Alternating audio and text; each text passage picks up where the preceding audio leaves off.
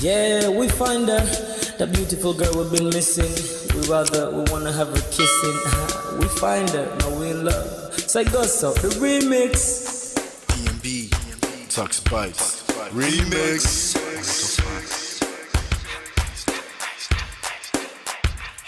Now if I had to lose you like a bad phone connection, I'd change my game to get a better reception. Sit back, let's start this interaction. Don't fight the feelings, just a chain reaction. Your heart won't give you the wrong instructions. Like my GPS, yes I got the right direction. We gotta merge together like a road intersection. Last stop is gonna be my love and affection. I ain't like the mother dudes, they wanna call you shorty, but I'ma call you a beautiful girl. I took your picture home, my mama saw it, she's a very, very beautiful girl. I wanna put you in my video, cause you're so beautiful. You're a beautiful girl. So when you hear us on your radio, turn up your stereo. It's beautiful girl. Gotta find a shorty who's worth of a lady. It's nice but maybe doesn't look like 40. It's taking a little time. I wasn't seeing no signs, any traces of my baby. Who's gonna be my baby? But I thought I'm gonna take my time. Within it took a long fine eye. I saw a shorty passing by. She's got this very pretty smile. It was right at the bus station. I tried to make a conversation, holding her arms, feeling so tough. I felt this sensation. It's been a while that I've been trying to find a beautiful girl. And now I realize I found me a beautiful girl. She's a model, she's so fine. I just wanna take it by. Beautiful girl, sparkling eyes, a killing eye. I found me a beautiful girl. Body me LP, oh yeah, My wish came true when I saw you, girl. God must have blessed me with your beauty, girl. Looking so right from your head to your toe. Shaped like a Coke bottle with a smile of a queen. My queen to be, you my destiny. Got a body of a goddess with your beauty. I'm impressed and I'm never in distress. Come on over and be mine. Been searching for a man and now all the cats keep looking to mine. With a sexy walk and a sexy talk, she must be from a planet called the sexy world. I know I ain't tripping, better yet I'm thinking put a ring on the finger, we look good together. Take your place in my heart with your beauty. I'ma say that I'll never turn away. Who would think I'm in love? So the way she smiles at me just really makes me weak. The way she speaks to me just really make me go so weak. Keep staring in her eyebrows. All I kept on saying is wow. If you touch as a breeze at night, all I really want in my life. Oh yeah, it's been a while that I've been trying to find a beautiful girl. Fine brown eyes. I found me a beautiful girl. She's my model, she's so fine. I just wanna take it. Beautiful girl, sparkling eyes, killing tie. I found me a beautiful girl. Yeah, beautiful girl. What beautiful girl? Yeah. Beautiful girl. Damn. Money. You seen her? Hot Ice. Have you seen her? LP. Have you seen her? I'ma go over to Tux Bites. I know you've probably seen her. He has a lot of beautiful girls with him. Tux, it's DMB, baby. Look. Beautiful. I look for a while, but I can't seem to find a beautiful girl so I can make her mine. Time after time, I've been searching for a while, but every girl I meet never seems worthwhile. What can I do? I pray to God for an answer. I feel pains in my heart like cancer, and when I find her, I'm gonna romance her. Lace several presents and gifts. Call me Santa Claus. I make a heartbeat pause. That's my girl, homeboy, not yours. The girl of my dreams, she's more than I ever thought. Show me ass and culture. I think I'm getting punked. She's what I really want, so I'ma go get her. Since I'm a go getter, you know I'm gon' get her. And I will give her the world, anything for my beautiful girl. Psych. Ooh, it's been a while that I've been trying to find a beautiful girl. Fine brown eyes. I found me a beautiful girl. She's my model, she's so fine. I just wanna take it. Beautiful girl, sparkling eyes, killing it's your love that I've been missing. I miss all your hugs, your touching and kissing. Make love on the floor, the couch in the kitchen. One love enough, we done enough. Man of prestige. Ha! Now this guy win. Now you win. Now you win today. Now you win. Now you win. I agree. Man of prestige. Now man you be. I'm sure some people will be jealous now the way I talk about Ola. But I have learned a lot from him. That's why I keep telling you to follow him. If you don't follow Man of Prestige, now you know.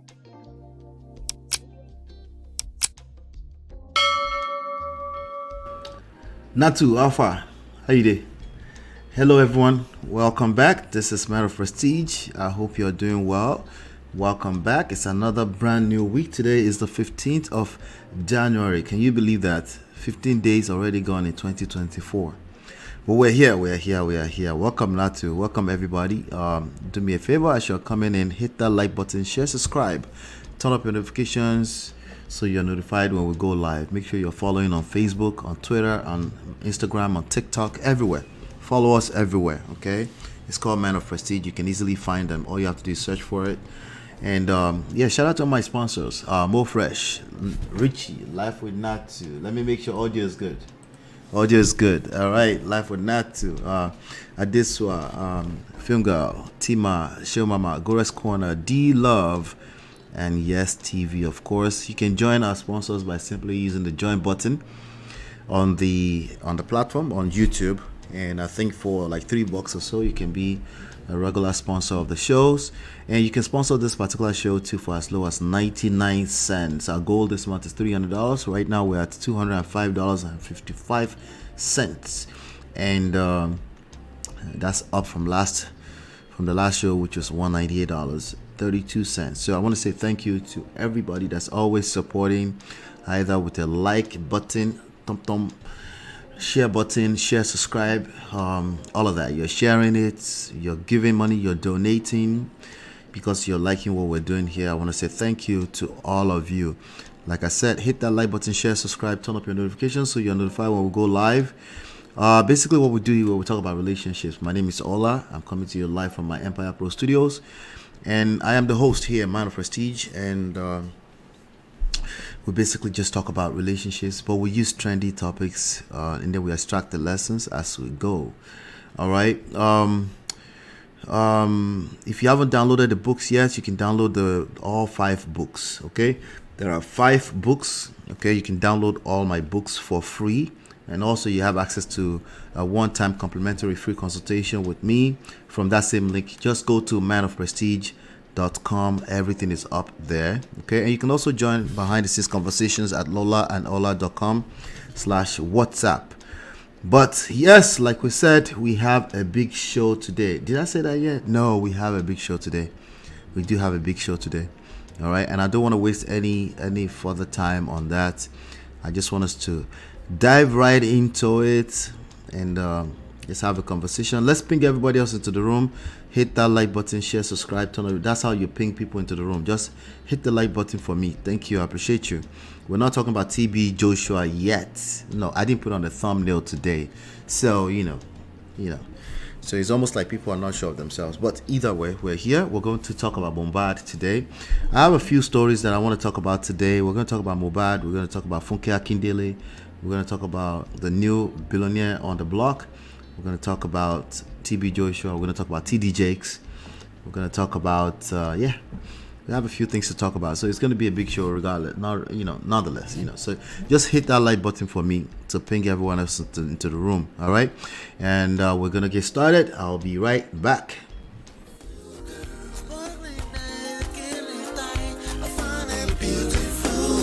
It's your love that I've been missing. I miss all your hugs, your touching and kissing. Make love on the floor, the couch in the kitchen. One love enough, we done enough. All right, welcome back. We want to talk about FUNKE Akindele. There's a video that I saw some few hours back, and I said, you know what, let's use that to warm up on today's show. And let's talk a little bit about FUNKE Akindele, if you will. Let me see here. Let me share my screen with you guys so we can make this make sense. Let's see. Funke Akindele. There you go. All right. She's ready. So I'm going to play this video and then we'll talk. Okay. Let's go for it. Yeah. Like my mom would say, if you do not fail, if you do not fall, you cannot succeed. Yeah. So you have to keep going. And note, sis, I do not even see the failure. If you ask me now, can you tell me one failure? I don't see it as a failure. No, maybe my personal life, yes. But personal life, you know, marriage stuff, I just take it as it comes. Yeah. My mental health is very important. My career is very important, darling. I have to make an impact. I have to empower a lot of people. I have to inspire young people out there. I have to stay strong for my children, my siblings. Why am I leaving? I have a purpose. So my head is up. Yes, I break down, but I just clean the tears, look into the mirror, keep moving. Yeah. So that's it for me. Yeah. Like my mom would say, if you do not fail, if you do not fall, you cannot succeed. She said her mom will say, if you don't fail, you can't succeed. I agree with that 100%. There's no such thing as success without failure. All right? There's no such thing as success without failure. I agree with that 100%. Let's keep going. Yeah. So you have to keep going. And note, sis. She said we have to keep going. Let's keep going. I continue. Do not even see the failure. If you ask me now, can you tell me one failure? I don't see it as a failure. No, maybe my personal life, yes. But personal life, you know, marriage stuff, I just take it as it comes. Yeah. My mental health is very important. She just takes it. My career is very important, darling. I have to make an impact. I have to empower a lot of people. I have to inspire young people out there. I have to stay strong for my children, my siblings. Why am I leaving? She's talking about purpose now. Life mission, purpose. Why am I leaving? This is a good message to warm up with today.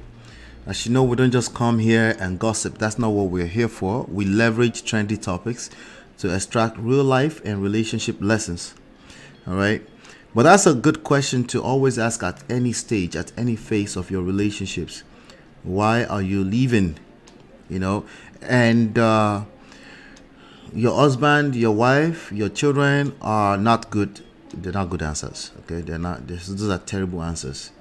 Why are you leaving? I think she's gonna continue to talk about impact here. Let's see. I have a purpose.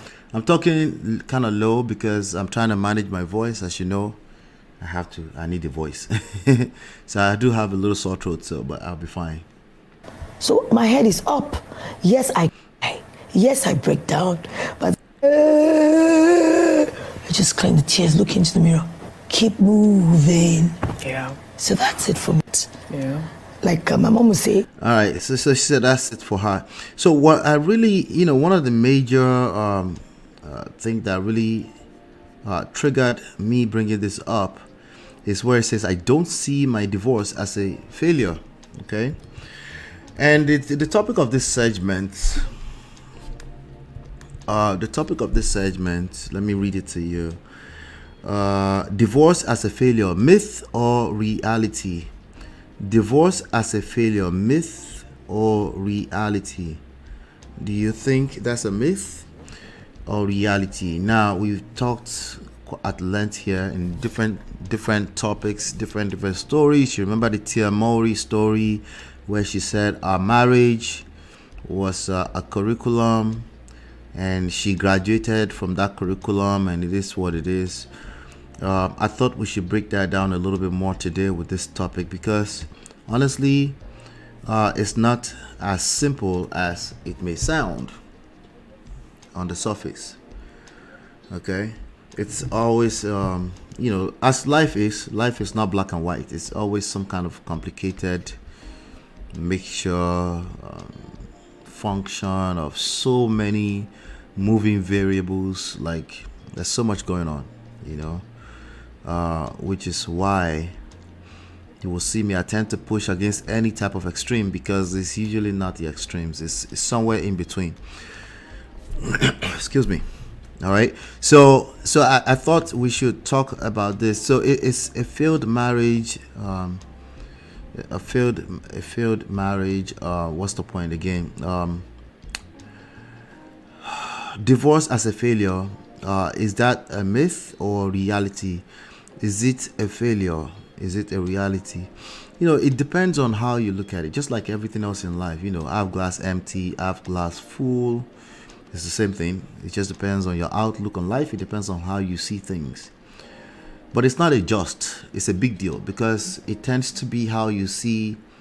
It tends to be the way you apply wisdom in every other area of your life. Some personalities, anytime there's a little shortcoming, they just see that heaven is about to fall out of the skies. That's how they see it. And they start to para, and they can't, you know, they want to also, you know, misery loves company. They also want to bring everybody else into that feeling, because it's a feeling. And, you know, and every time they find somebody else who feels the same way, it feels better. A little bit short term, it feels better, short term. But everybody is still going to wallow for inside of the misery, right? Sorry for mixing pidgin and English. Right. So, and that's some of the things that we struggle with in the human experience in life and I love, right? And but you can absolutely just be aware. You can have some self-awareness and say, okay, what is it about my personality that sees life in a certain type of way? And how you see life tend to kind of replicate itself. It actually becomes real eventually, even if it's just feelings. Eventually, it might end up becoming real, you know? So is it a myth? It's not a myth, I'll tell you that much. But also, if you dwell in a place where that divorce is just a pure failure thing, and you start to feel like the failure, because if you start, wherever you focus on expands, right? If you see your experience, let's say in divorce as a failure, it can become other types of monsters, even if you're not divorced. Even if you're inside of a marriage, if you see divorce as this grave, completely evil thing that must not happen to you, it's only natural that you might start to move from a place of fear. Okay, you may start to see anything that looks like divorce or smell like divorce, even if it's not really divorce. You start to react from a place of fear, and that's not a good thing. That's not a good thing. All right. Never mind, some people might tell you that fear is a good motivator. Fear is not always bad. It's like, Baba, that's not what we're talking about. We're talking about operating from a place of fear. Okay, fear is the inevitable. We're always going to have fear. It's just what it is, right? That's just part of life. We're going to have fear. It's part of the play. It also helps us to be grounded, right? But when it comes to reacting to events in your relationships, if you tend to operate and respond from a place of fear, you're going to hurt yourself. Okay, you're going to hurt yourself, because fear and in your skills, they can kind of reside in the same place, but not really. You know what I mean? You see, on the fence, yeah, not really. You know, if you're operating purely from a place of fear, you're going to hurt yourself. Okay, you're going to smack yourself in the face unknowingly, because you're just really, you know, it's like people that play defense all the time. That's how they play, right? Fear makes you play defense all the time and forget that this is all a game, and you need to learn how to play offense too, right? That's what fear does. So seeing divorce as a failure thing is not absolutely productive. Okay, completely dismissing yourself from seeing it as a failure is not productive either. Okay, I'll explain in a second. If you've gone through breakfast, that's not fun for anybody. Rejection of any type is not fun for anybody. Okay, now you can also reverse engineer your brain into a place that helps you to maintain short term so you can get to the long term. Okay. Hey, D-Love, good to see you. Sorry, I meant to say hello, D-Love, but I put it on the screen. I forgot. Anyway, so failure, if you're just operating purely from a place of divorce, is failure, and then you start to interpret as that means you're a failure. It's not productive. You're going to start seeing everything as failure. You're going to operate from that place of fear. You're going to, even if you're married and you're not yet divorced, right? But if you know that you have options, right? If you know that there are options, if you know that this particular one marriage is not do or die, it must be right. I was listening on TikTok to some ladies earlier on in the morning. They go live and they were arguing, and there was one particular lady that came up there and said, I just have to let men be men. Men are going to be men. And when you start to hear things like that, that's a person that's basically giving up. Okay, that they can actually have their cake and eat it too. Yes, you can have your cake and eat it too. Not all the time, but you know what I mean, right? You can actually have an awesome life, is what I'm trying to say. Okay, even in relationship, you can have somebody that has your back. You can have somebody that won't betray you. Absolutely. Okay, you can have somebody that will make you feel safe. Okay, and you have quite a few people, men, women, they're peddling this idea around that it's just going to be bad always. That's not true. But back to the topic, I think divorce is a life event. Okay, for many people, it's a necessary evil. Chia, welcome. How you doing? For many people, it's a necessary evil. Why? Because there are at least one other human being involved. And sometimes that person is not growing as fast as you need to grow. Sometimes you're not growing as fast as you need to grow. Sometimes it's not meant to be. Sometimes in life, that's just a phase. That is a season that you needed to go through in order to fulfill the fullness of the story that needed to be told. Right? You see how you see word salad exactly. That's purpose, right? Because again, we're talking about a lifetime here, and there's a unique story that needs to be told through you, right? The only thing I don't tolerate, that I push back against, is the idea that, no, let's throw a party and it is what it's supposed to be. That's very dangerous. And I want to talk about the 3 dangers of that, okay? You can throw a party if you want, if you know what you're doing, but oftentimes you're also influencing other people that have no idea why you've decided to do that. You might be doing it for your own mental health, but you're actively influencing other people. Okay, so you gotta pay attention to that. Welcome back, Chinye. I told you always bring in people. Chinye brought in 7 people. 7 people. Hit that like button as you're coming in. Let's ping everybody else into the room. I beg. All right. See here, see if we can get this. All right. Oh, that better. Jesus, can you guys see my face better?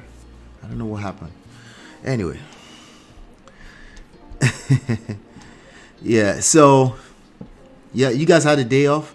I don't get days off. I do have more than enough days, random weird days off, but not the type you guys get off, So we're talking about Funke Akindele. So basically what she said is that, no, she didn't say that, but they always try to take, the titles are designed to take things out of context. That's just what it is, right? That's how they get you all clicking into the content, right? I don't see my divorce as a failure. That's not what she said. She takes it day by day and she takes it as they come, But what I really would love to hear more from influential people more like her is an interview that has more of a full-blown context, right? Context matters, right? Like, what did you learn from that experience? Because if you don't, there's a chance that somebody who does not understand the full context of what she's trying to say when they hear anything that remotely sound close to divorce is not a failure, they just do, it is what it is. There's no manual. That's what they do. Like, they just do like this. And there are manuals. There are at least 2 manuals that you can download for free from this platform, from manofprestige.com. All right, there are manuals. Absolutely, there are manuals.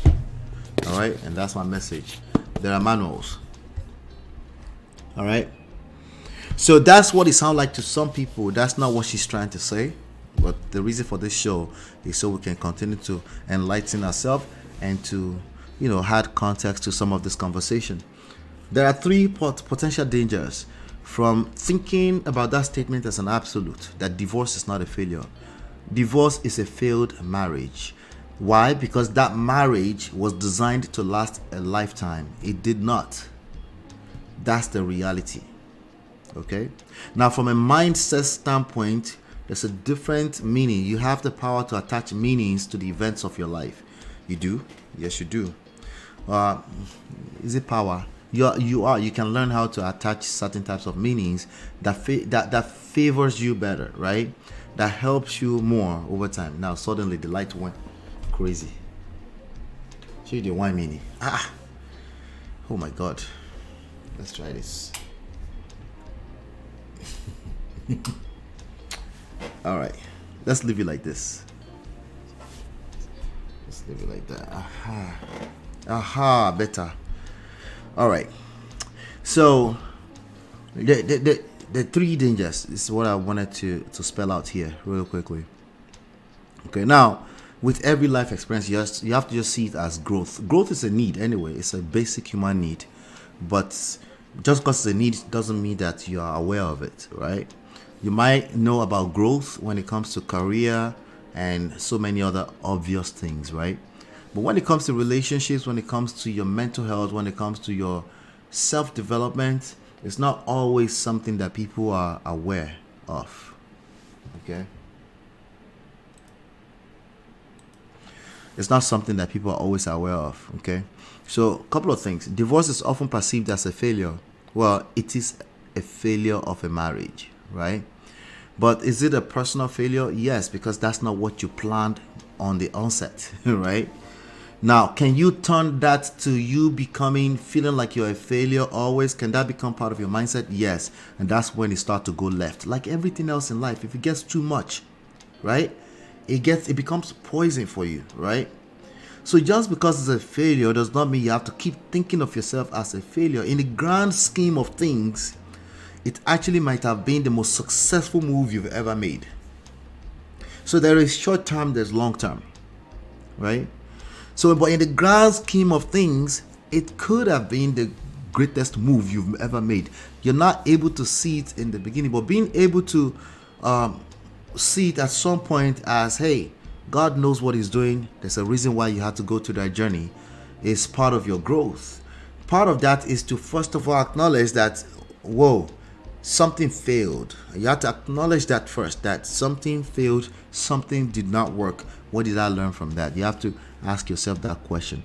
Okay, so there are 3 dangers of not seeing divorce not as a failure but not as a learning opportunity.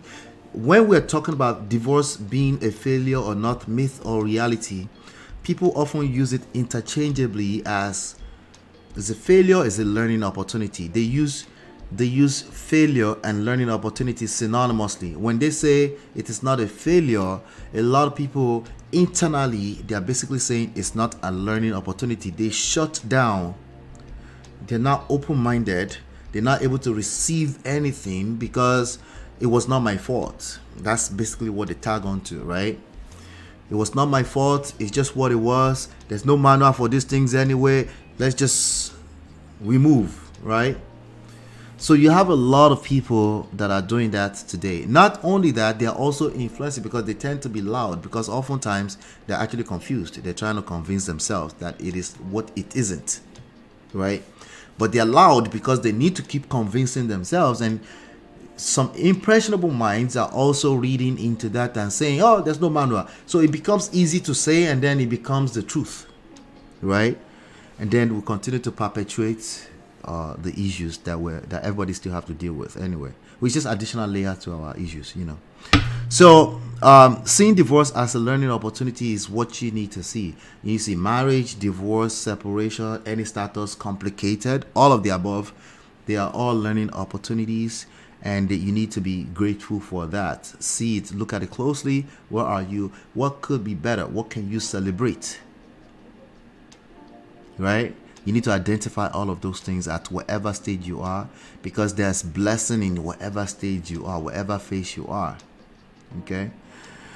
All right. So it is any of these phases are opportunities for self-discovery. People always say, hey, self-discovery when you're single. That's a lie.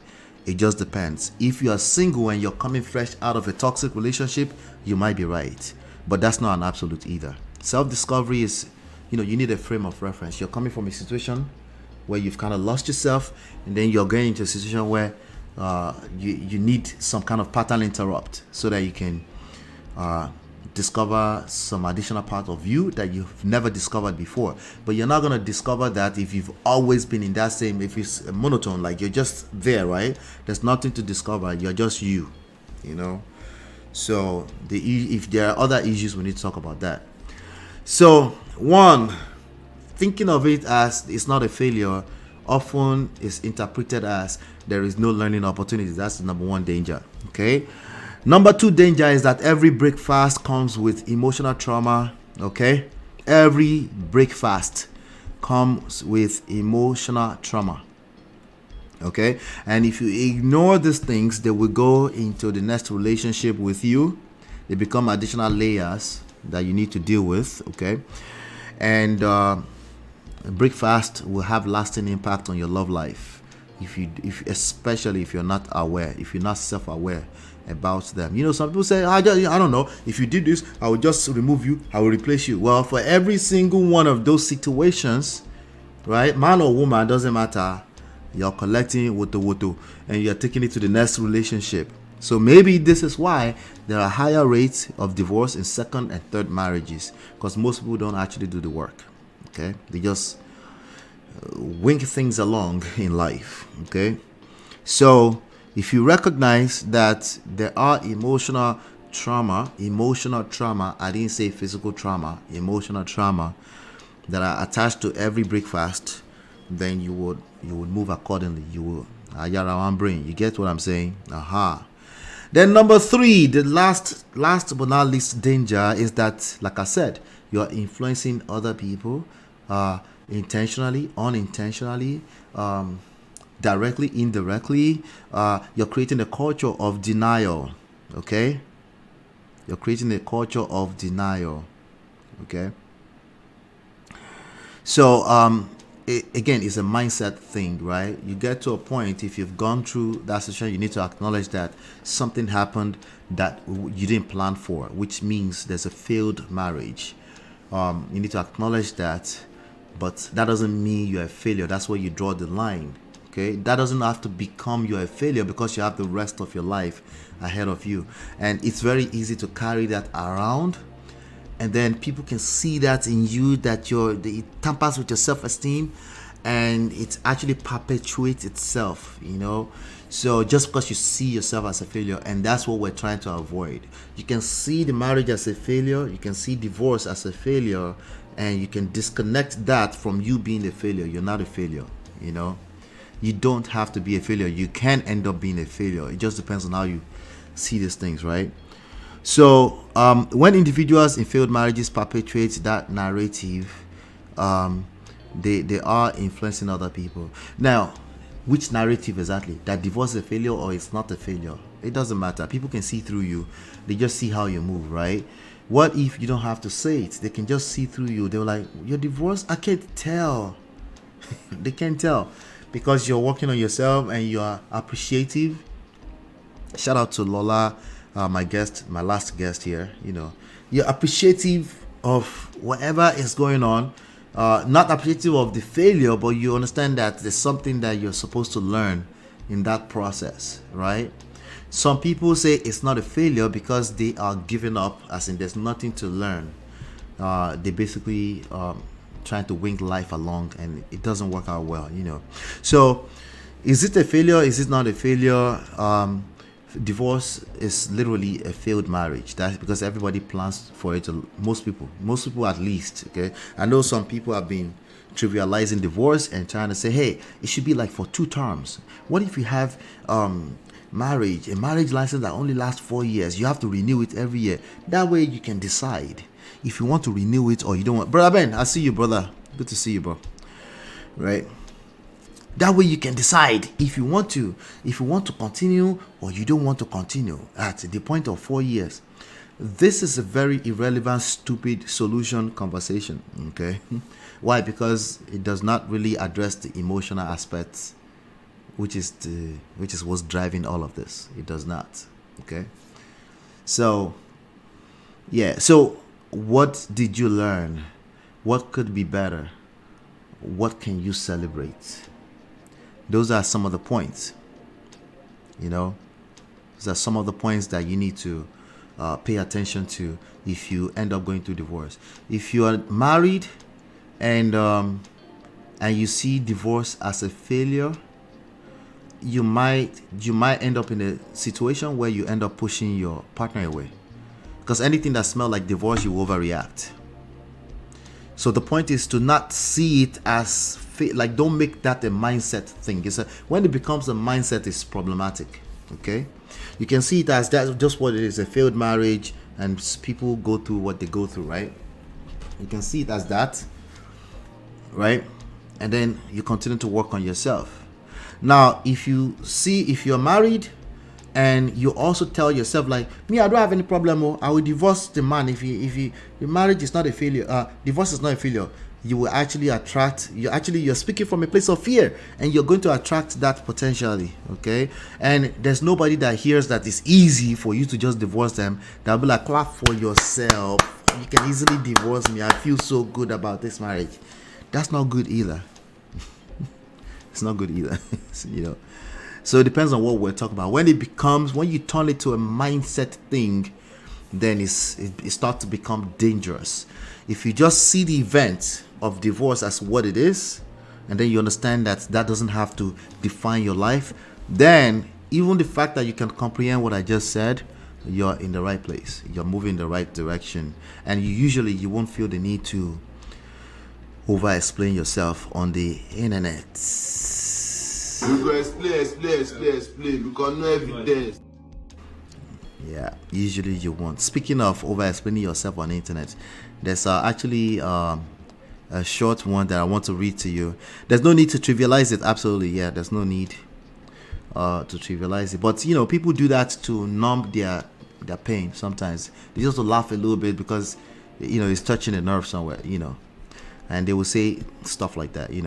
Going about marriage that way will never work. The best thing is to be equipped with skills to make your marriage work. Exactly. Tinye is speaking my language.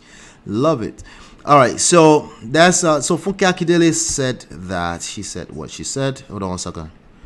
Let me see here. Boom. Okay. There's a auntie here that I want to read. Okay. All right. Some hunty with a H. Some hunty. She I guess she put something on Twitter somewhere. Instablog Niger captured it, and this is what the auntie said. The name of the auntie, I'm not going to show her name, but our first name is Toyosi. I like the name Toyosi, by the way. Social media is the only place where single mothers and divorced women are lonely and sad. Okay? Are there divorced single women who are lonely and sad? Yes. Are they all lonely and sad? Of course not. All right? So that statement alone is already telling me this auntie is yielding to some kind of internet rhetoric. But let's continue, right? All the single mothers and divorced women I know in the real world are living their best life. At that point, we're gonna have to play a sound effect for Hunty. Stop the cap. Now, Auntie we're talking about explanation. Auntie is shalayin herself, and I understand. It's a struggle. The need, the urge to shalaye. Anyway, she said everybody's just happy in the real world.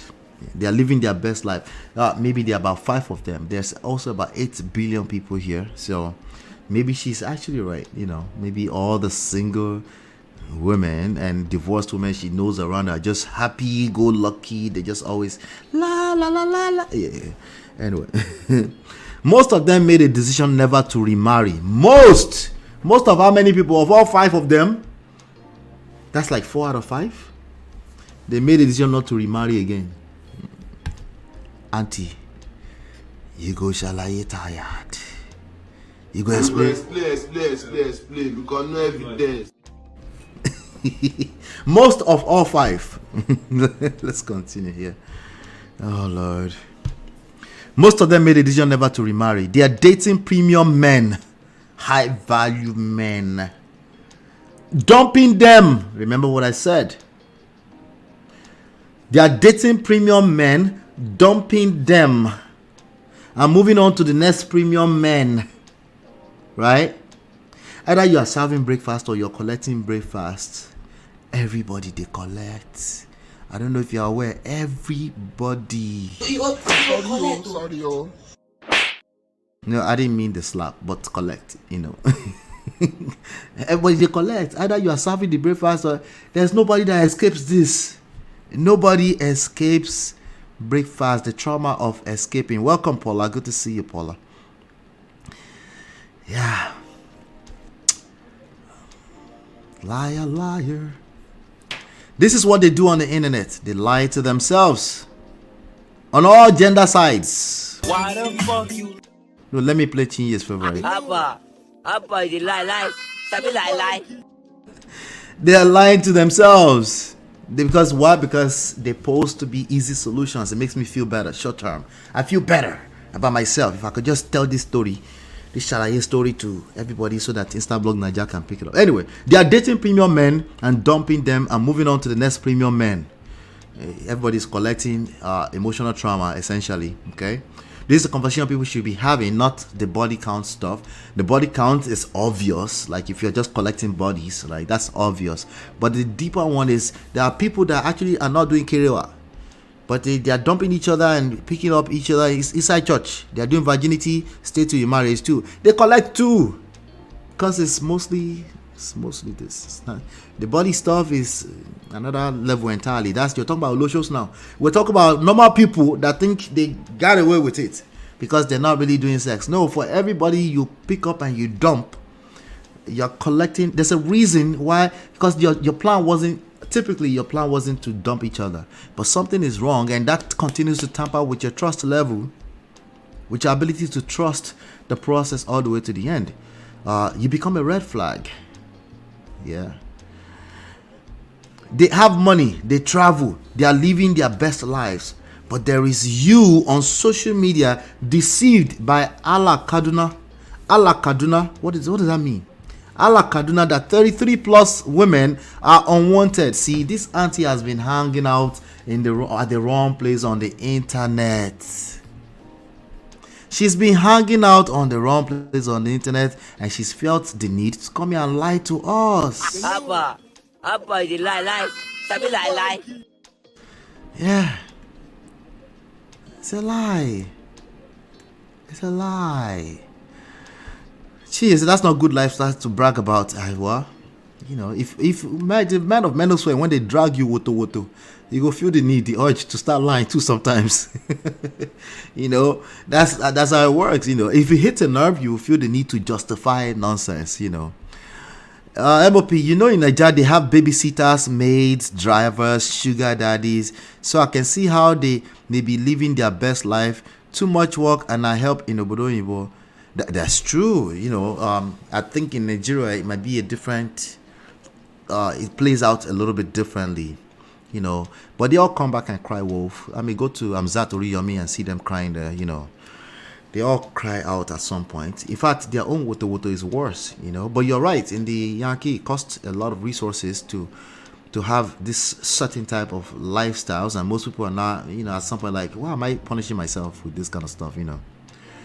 But some still manage to do it, especially if they know each other from Nigeria stuff. They figure it out, But everybody go collect. Anyway, So Auntie continues. Auntie is continuing her shalaye. She said, but there is you on social media deceived by Allah Kaduna that 33 plus women are unwanted. Well, for me, I've never believed that. Okay. In fact, as far back as I was 15, I always had a crush on somebody who was 33 plus or more. I didn't end up marrying one.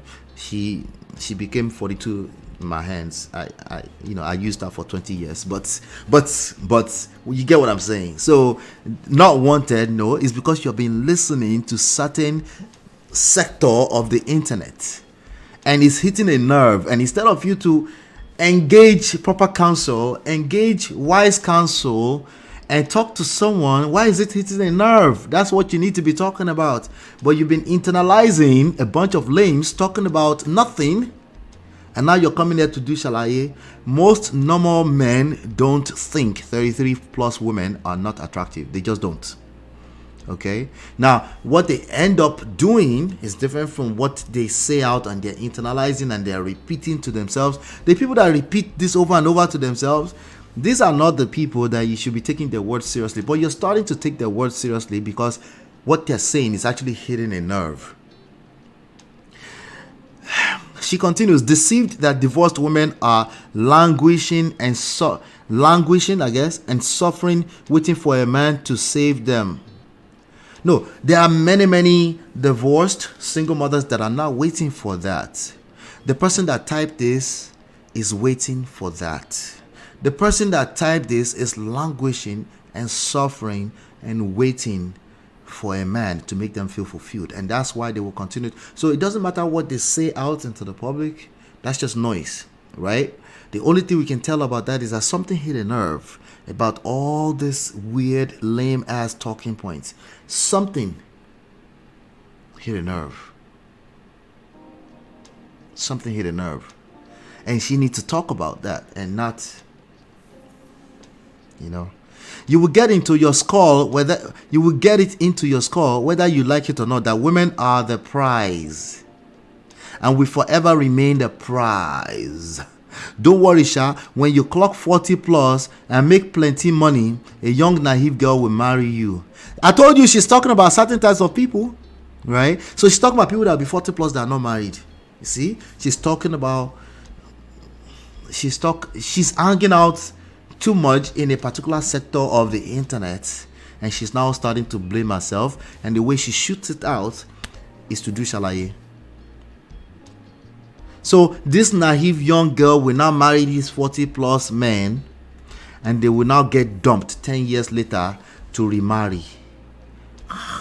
Kilo de.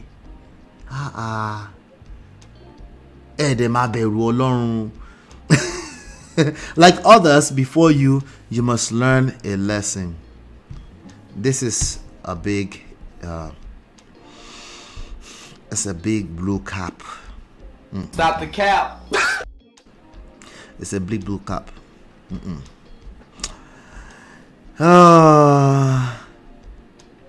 But remember, I work with female nurses. They so fine, like wala. Time to renew your bride price payment, bro. I know, 20 years. I know. Me, I find women more attractive in their 40s. Me too. They like fine, like wine. They get better with time. But of course, there's a sector on the internet where not only do they have no experience, usually they don't have any experience of what they're talking about, but there's enough women that are getting triggered and they're hanging out with them and they're starting to believe those things. But why do you believe those things? You can't blame it on them. There's something about you that is connecting with that. You can't blame that on those lame men that are having those conversations. You have to blame it on, if you have to blame it on anyone, on yourself, right? Because at the end of the day, where you are right now, these are the cards you're dealt. What are you going to do with it? You're not going to just turn it around and then start doing gender warrior times gender warrior. You go collect. Both men or women are the prize. Listen, if I'm with a woman that doesn't feel like she's the prize, it's wrong. I feel hella like the prize, of course. I feel like I am the prize. Are you kidding me? Jesus Christ. I'm the prize, of course. But a woman that doesn't feel like she's the prize, I'm not attracted. And I'm willing to bet my monthly livelihood on it that most normal, healthy men are not attracted to women that don't feel like they're the prize. Precisely what we're attracted to is your confidence. And you don't have to say it out. We can just smell it. We can sniff it. We just know. The moment you have the need to say it out loud, are you sure? Right? Are you sure? But these are the conversations that everybody, like all these lame people, are having everywhere on the internet. When you engage that conversation and you try to use logic to push against it, you are just like them. You're no different. Because I don't know how you can relate. I've joined their conversations before. I always have a hard time relating. Like, I don't know what these niggas are talking about. I don't know what they're talking about. I kind of know, but it's like, this is weird. Right? So, we shall see. We shall see. But that's FUNKE AKINDELE for you right there. I do want to move on to the next story that we have in line. Hope you guys are doing well. It's a Sunday. We're just doing relaxed type of Sunday thingy. Look at this cup. Can you believe this thing? Let me tell you. Can you guys see what it reads? Can you see? You see what it says? Can you believe this thing lasts this long? Sorry, it has a little stain on it and stuff, but it's clean. Can you believe what it says? It says August 25, 2007, with love from the groom's parent. Still hanging out here.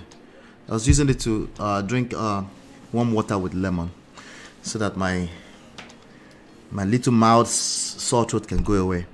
But yes, welcome to a brand new week. We do have another story to cover. Let me know your question here. So I have a question for you. That I want you to answer in the comment when you're watching the replay later on. And the question is this. The question is, divorce as a failure, is that a myth or the reality? Just leave your comments down there before me and I'll check it out later. I'll see you in about 20 seconds.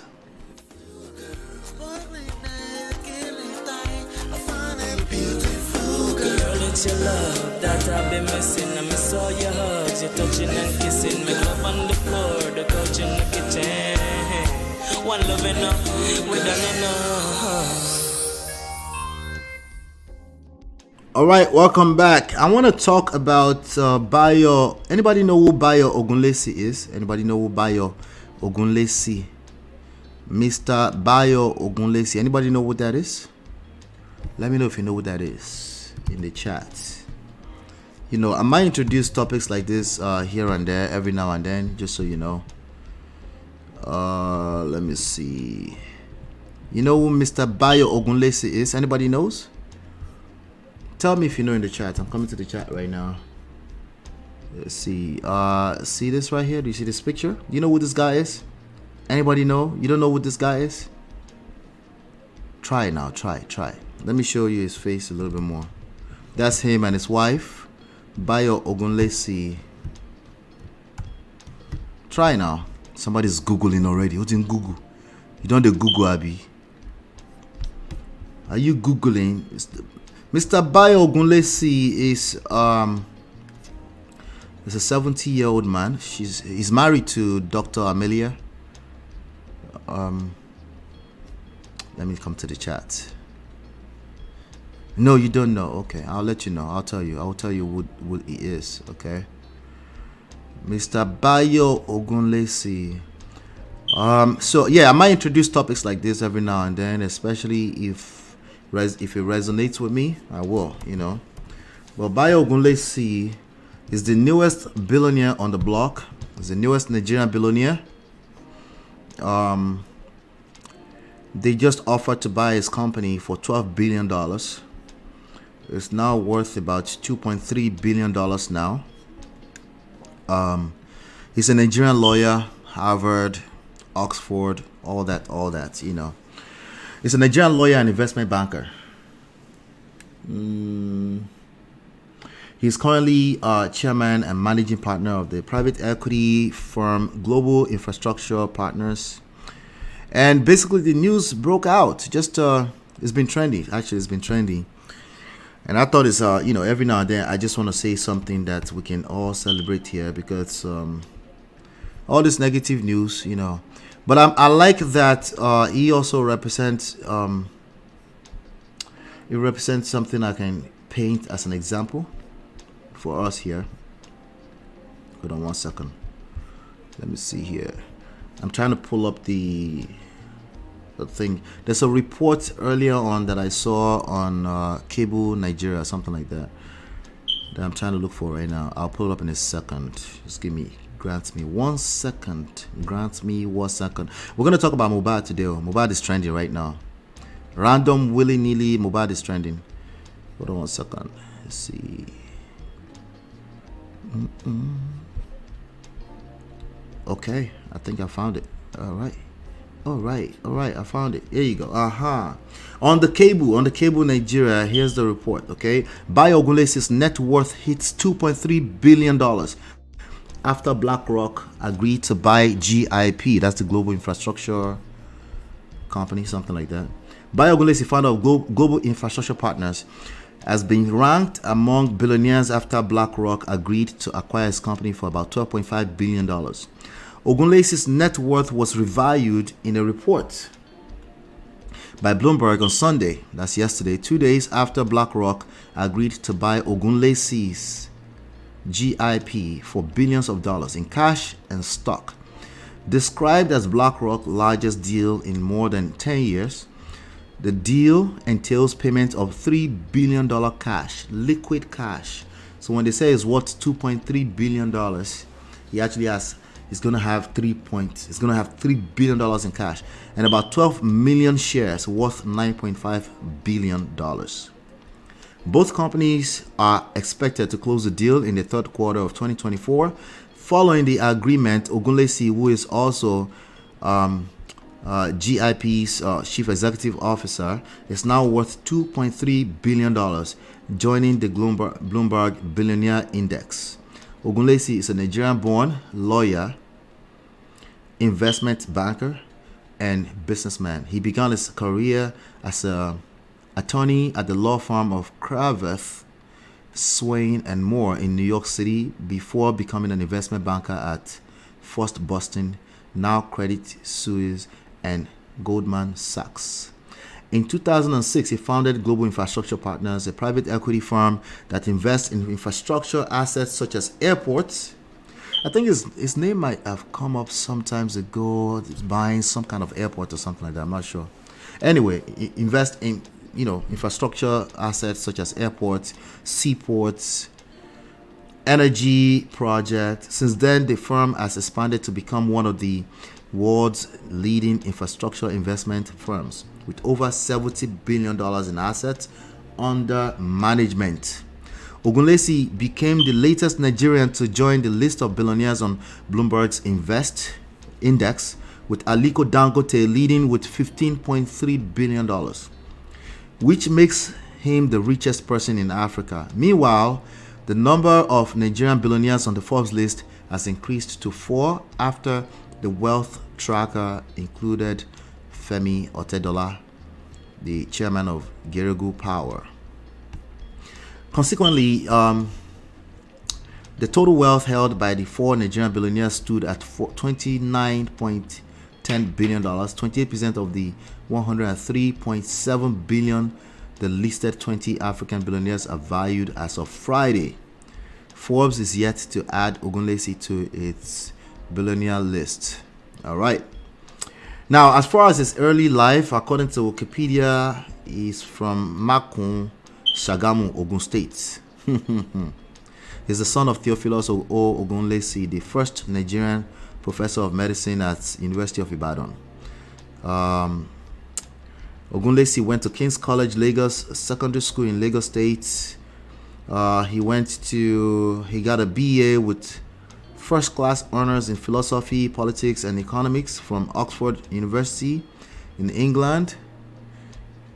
In 1979, Ogunlesi received JD MBA from Harvard Law School and Harvard Business School. During this time at Harvard, he was on the Harvard Law Review. Let me see if there's any other interesting information here. These are the things we need to talk about. These are things we should be talking more about, but you know how it goes. Who wants to talk about this? People that want success, okay? And we do want that here. You know, we talk about the Prestige family. Of course, we want some success. Anyway, this is what I was looking for. In 2006, Global Infrastructure Partners bought London City Airport. In 2009, GIP acquired a majority in London Gatwick Airport in a deal worth £1.455 billion. The Nigerian press has given him the nickname the man who bought Gatwick Airport. Anybody can track all of this, right? Yeah. So that's why I said I recall that name from once upon a time. I didn't know it was that far back, but this was apparently 2009. Which they bought in 12. Okay, so the man who bought Gatwick Airport, GIP also owns Edinburgh Airport, which they bought in 2012. And Nuovo Transporto Viaggiaria, something like that, which they bought in February 2018. In January 2024, BlackRock agreed to buy Adebayo Ogunlesi's GIP partners for $12.5 billion. At 70, this man became a billionaire. How many people do you know right now that you've seen online trying to become a billionaire at the age of 30? Right? Where do you think most of them end up? Nowhere. Nowhere. It's a long game. But there are a couple of things I wanted us to pay attention to there, because all of this stuff is linked together. You know, the marketplace is also controlled by emotions. I don't know if you knew that. Oh yeah, the marketplace is controlled by emotions. Oh yeah. They call them fear and greed. Okay, fear and greed, making us proud, right? Aha, Jibola knows Gatwick Airport. Yep. Mr. Ogunlesi is legit. Congratulations to him and his family. Yes. That is why we need to create legacy, generational wealth to our kids. Although this man has worked hard, his background also helped him. Yeah, he's been coming a long time. But he's probably been enjoying his life for a long time. This is just the time we're seeing it. You know, overnight success, it's really never overnight success, right? You're aware of that, right? So he's probably been coming a long time. We do know he's been buying airports for as long as, right? So now, a lot of people chase after the titles, right? They don't do the work, but they want all the accolades that comes at the top. A lot of people do that. And most people are going to fall on the sidelines just like that. They're going to end up in a ditch because they keep chasing after titles and what everything looks like on the surface, but they keep avoiding the work, right? Or they keep coming up with talking points that basically never get anybody anywhere. The silent ones are the ones you need to watch, because you might just be finding out for the first time after 70 years that they've been actually enjoying this stuff for a while, you know. But anyway, they gave him $3 billion from the reports. They gave him $3 billion in cash, and he's going to get $9.5 billion worth of shares. Okay, there is somebody out there right now who think they are wiser than him. I promise you. And they want everything in cash. Give me all the money now. Give me all the money now, right? Now, the reality is that somebody said, well, it's not really worth that much, you know, after all. It's collecting, well, first of all, it's collecting $3 billion. But he might have some other, you know, liabilities against that $3 billion. And that's probably why they're settling at 2.3. It depends on how they do the math, right? But there's another $9.5 billion in shares, right? Now, obviously, to turn that to liquid, it's not beans. You can't just turn that to liquid overnight, right?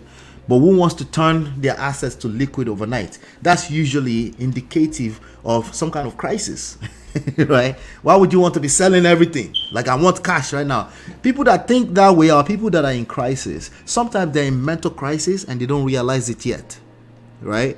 But there's a reason why you want all cash. When the successful ones, the ones that are building in life, What they focus on, they buy assets. Okay, they buy assets, not just income generating assets. Sometimes some of those assets they're kept for a long time. But of course, you want to have a good mix, diversity. You want to make sure you're able to, in case, because crisis is inevitable in life, right? Sometimes you need to liquidate some things, you know, and you don't want to be stuck in a place where you're liquidating very cheaply.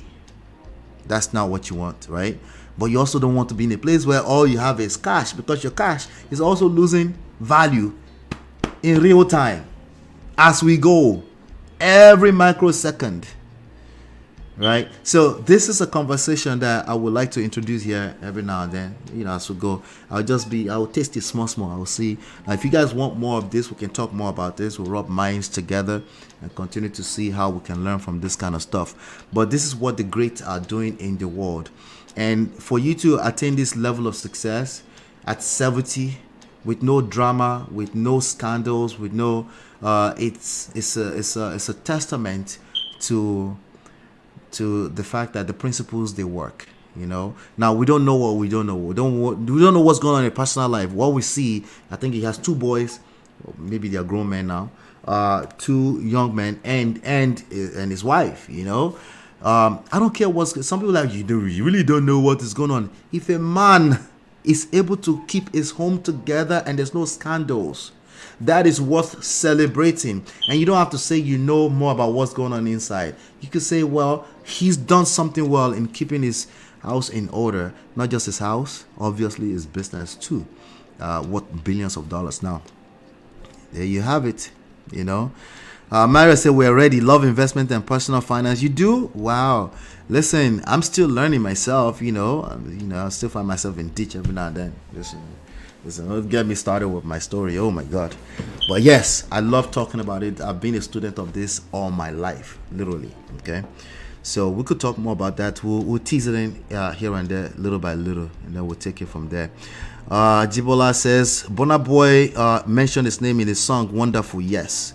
I saw something about Burna Boy has always celebrated him in songs.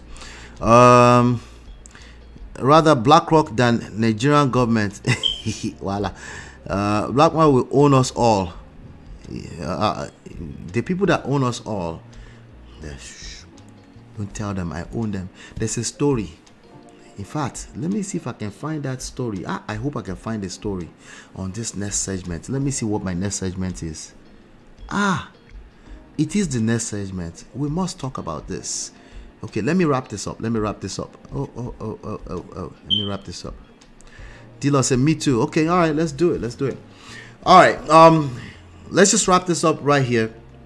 What else would you like to learn when it comes to personal finances, business, building empires, setting up legacies? What other topics would you like us to explore and continue to learn more about on this platform? Leave them in the comments when you're watching a replay later on. I would like to know so that we can plan around that. All right, I'll be right back in about 20 seconds.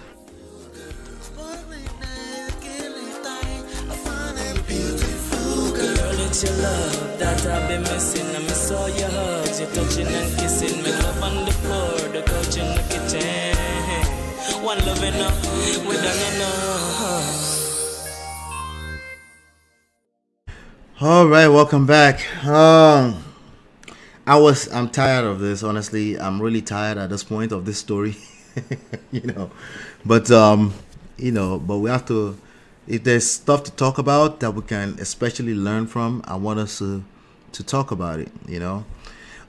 This guy was one of the most powerful people until his passing. Okay, he's one of the guys who understood the game. And never mind all the other spiritual stuff, Obanje, marine waters. He was worshiping Shinapela, who know is truly of Jesus Christ. Personally, that's such a personal thing, I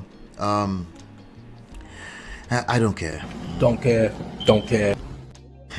But I do care about the allegations. It's still a very irresponsible thing for any clergyman or disciple of his. They're flooding everyone on YouTube right now, and they are basically giving all this positive experience and they still never addressed the allegations. The only thing they're saying is they're being dismissive about it, and they're basically saying it's a lie. Okay, that's not acceptable. That's not acceptable, and like I keep saying, that's not gonna fly for too long, you know. But there's one particular story that I saw. There was a young man, okay? There was a young man who wanted to work for a magazine, okay? I think he said it's somewhere in the 90s, maybe late 90s into early 2000s. He wanted to work for a magazine, okay? This translates to the last topic we were covering a little bit, you know. And then, you know, it's a magazine. That's what he studied. He wanted to be... he was about to be hired as the editor or deputy editor-in-chief for the magazine. And he was considering the job, and then at some point he was like, you know what, I think I'm going to take the job. And just about when I think he accepted the offer, and then he found out that it was not listed anywhere on the website. It was not listed anywhere on the brochures and all the other documents under the board of management and the owners of the company. He found out that it was actually owned. The whole magazine was owned by none other than late Prophet TB Joshua. That's crazy, right? See, I tell you, these people understand the game. They play the long game, you know. Now, obviously, there's some messy stuff around TB Joshua's story, and I want to be sensitive to that, especially in these times, especially when the Christian body as a whole, they're being extremely insensitive and ruthless with this whole thing, and they're calling it as an attack on Christianity, right? I want to be sensitive about that. He owned the whole thing, and they will call meeting. Said he now found out at the time that he will call meeting to his over to, I think he said Okoto, was it Okoto Egbe or something like that. The place where the whole empire of Squan is, right? And then he will call meeting, but he was a very sensitive young man. So he said they will come to the meeting at 5-6 p.m. That's when they set the meeting for. But this man will not show up into the meeting until 12 a.m., 1 a.m. a lot of times. And the person he was reporting to, who actually got him the job, who was the person on paper as the person running the show, the person took them down there, and it was always like baffled, like, why would you take me to a place where I don't get to get home in due time? But they always took care of them. He said all that time where they're waiting, there will be jollof rice, they will serve them, they will have everything they need. These are some of the things that people are calling positive testimonials out there for TB Joshua, by the way, right?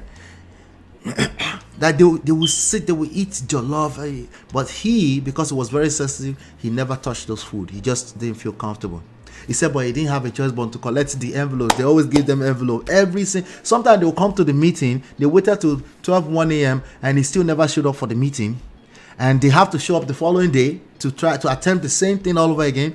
That previous day when he didn't show up for the meeting, they still gave them envelope with money. The following day, they gave them envelope with money again. Right? Anyway, I wanted to share that with you. Like, some of the people that own us, okay, they're not loud like PDD. They're not. They don't make that noise like that. You know, when they say silence is golden, you can interpret that in so many. Some people like, silence is not good, you can go anywhere. People will say things like that. Well, actually, it is golden, and you can interpret that in so many different ways. Usually when people say silence is not good, you can go, it's because they're caught up in their emotions and they're emotionalizing the conversation. Silence is always golden.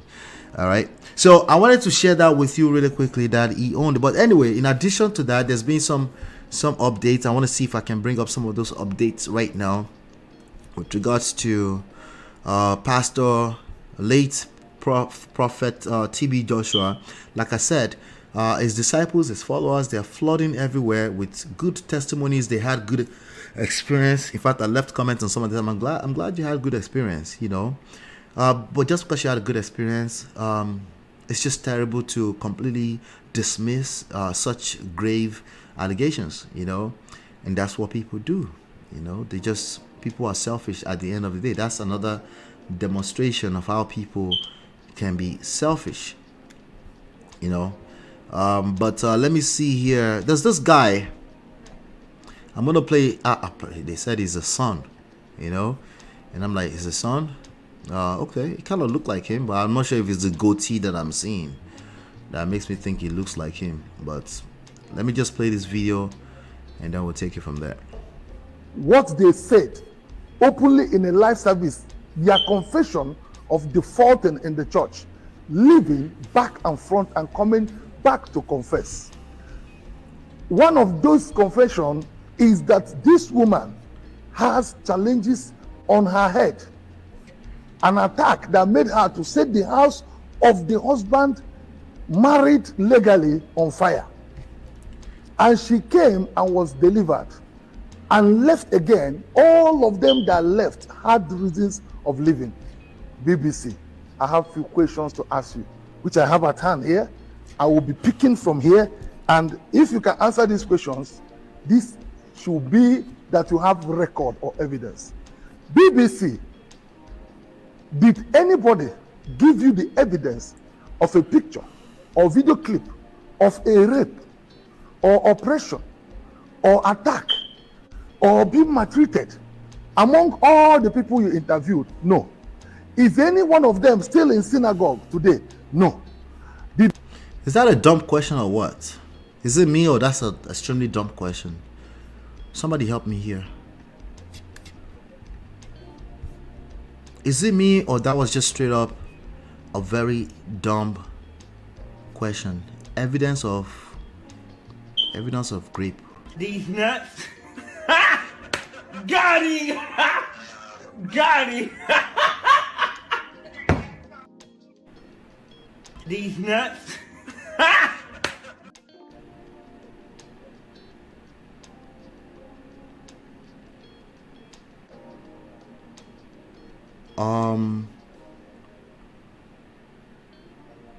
That's a very dumb question, right? Okay, let's continue. I think so. I think it's a dumb question. You know, some people say there's no stupid question. I know what they mean, but some questions just like, okay, it's not dumb, it's not stupid, but question you could do.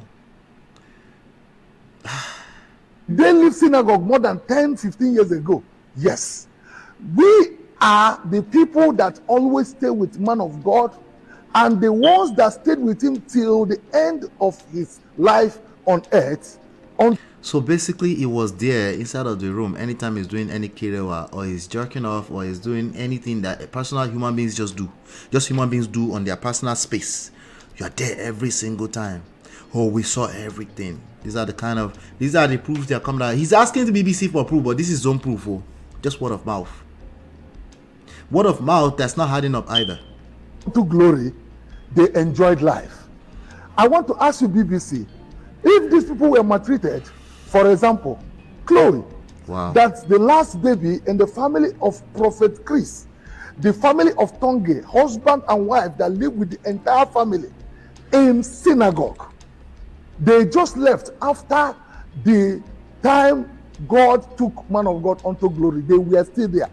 The sister, the elder sister, married the second man to Prophet TB Joshua. The second man called Racine. All of them went to London. They have ministries.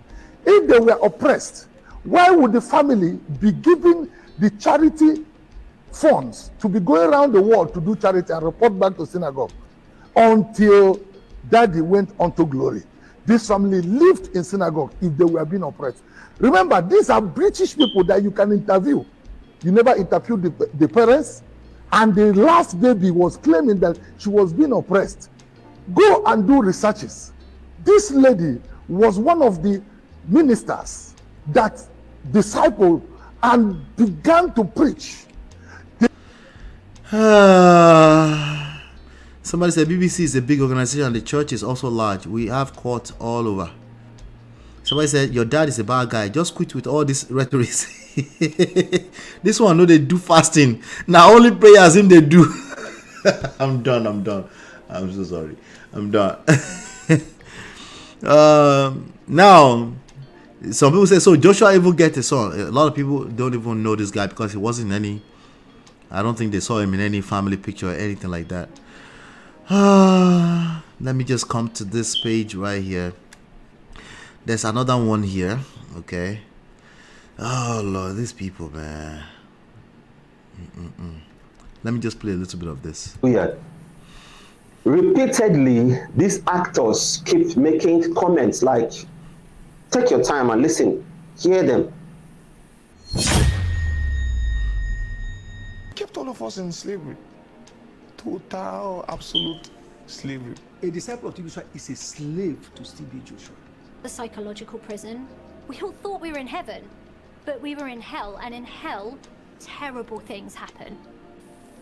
You have heard from them. Some say it's concentration camp, some say it is slavery, some say it is imprisonment, and all this and all that said about our paradise. Hallelujah. Our paradise, our peace of heaven. Brethren in the Lord, I want to show you some of the clips from my personal archive.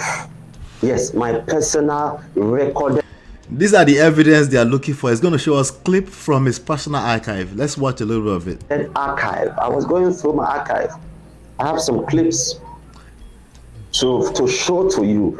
After you have watched these clips, you can make your conclusion whether the place we were or we lived in was a concentration camp.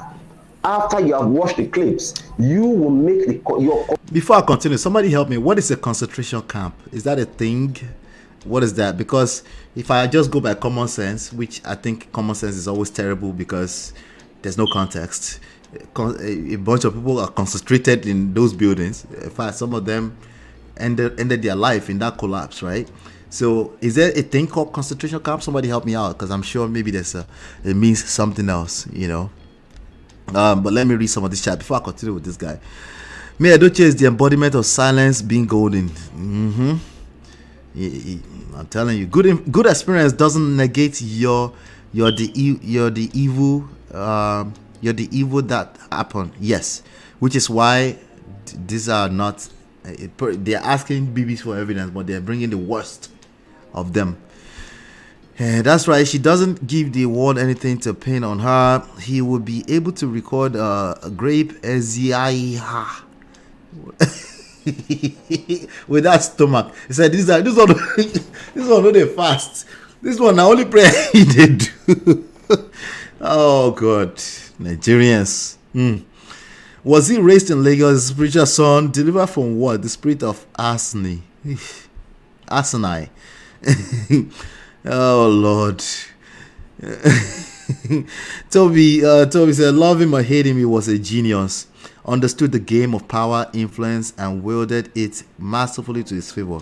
Not proud of him, just in awe that a so-called illiterate could pull such. That's why I keep telling people about education. It's a certain education that I'm not talking about when I say education, right? Baba Mohbad is not educated, not that he didn't go to school. That's not what I'm talking about. We all have grandparents or great-grandparents that didn't go to school. They were some of the smartest human beings that organized, built, they had wisdom, okay? So yes, he was an illiterate by books, but not in what matters in life, right? And now the demons that should be casted out, that they refuse to cast out right now, that BBC is exposing, that's another animal entirely. And some of the greatest people in the world, some of the quote-unquote genius, they have some demons that's what's going to end them. That's literally what we end them. I'm talking about, it's either it ends them or it ends their legacy. Kanye West, Michael Jackson, some of the greats, you know. Just look around. I just mentioned Americans. I'm trying to think of some of the greats in Africa, you know. But that's how it works across the board. Not always, but I'm saying like some of the genius, some is a key word. Some of them have certain demons that's to tell you that really there's nothing that's perfect in life. But the only thing we can do is continue to improve our society. So it's still irresponsible that the people that are left here cannot address these allegations properly. It is highly irresponsible. Should you get ring light when it happened? to your daughters, come back and talk to me.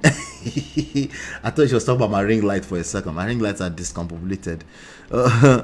Oh God, this person is too brainwashed, not even worth rebutting my brain cells. This person on the screen, pretty much. Wait until you watch the evidence he gave us. This one is a spiritual song too. our I'm done. Our paradise. He did say our paradise. This is our paradise on earth.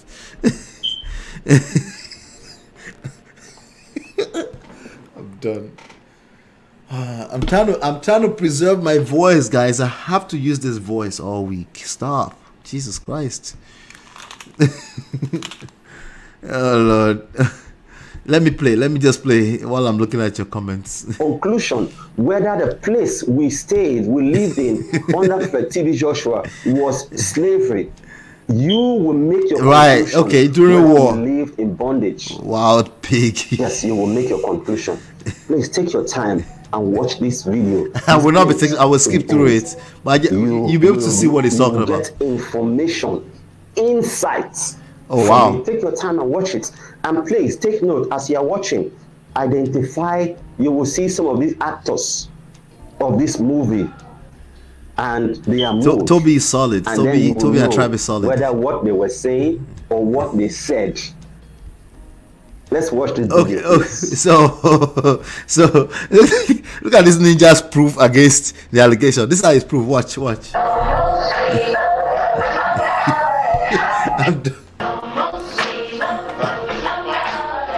By the way, none of this is still funny. Okay, none of this is still funny. In fact, it's sad. Okay, if anything, they are listening to Carl Franklin here. Why does the back of this person look like the one with the stomach earlier on that was defending? It looks like it's the same person from the back. Is it with the afro? They probably all want to get the same haircut that Pastor TB Joshua had too, right? They all wanted to be like him, right?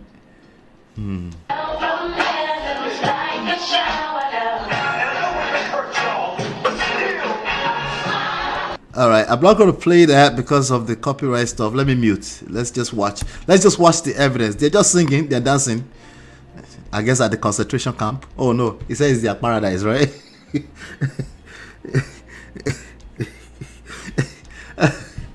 Let me make it bigger. Hold on 1 second. This is their proof. This is their rebuttal against the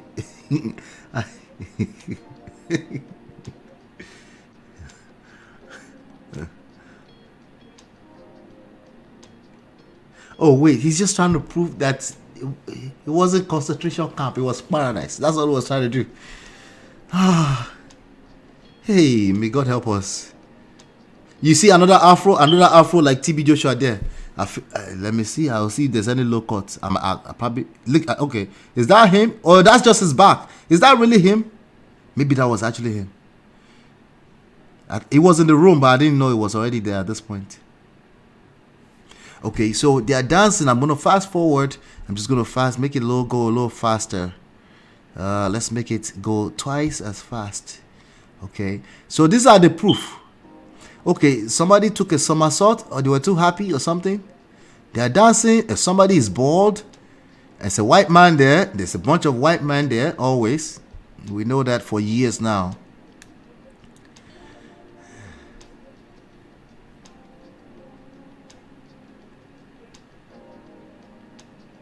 They are happy. This is the proof. This is how they answer allegations, grave allegations.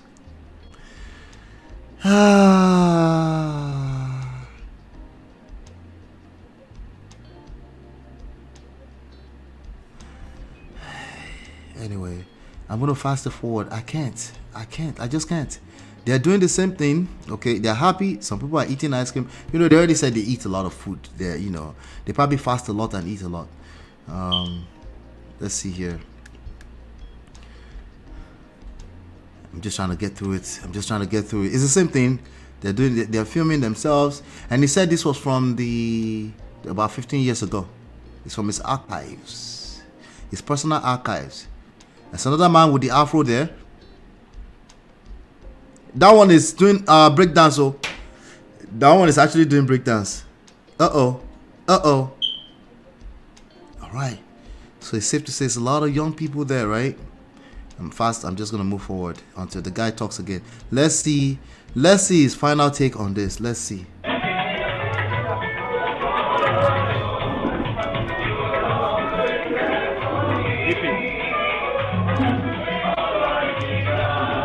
Yes, viewers all over the world, you're welcome back.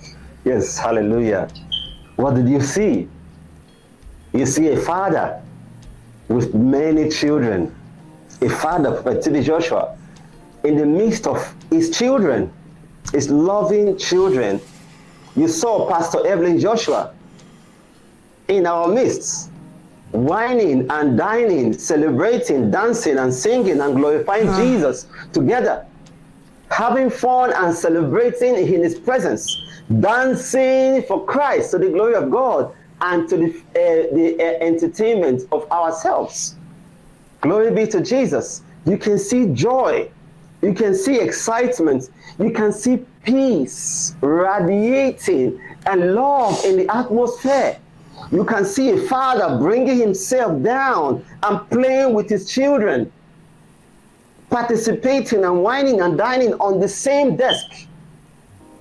Brethren in the Lord, this is the place I lived for 12 years.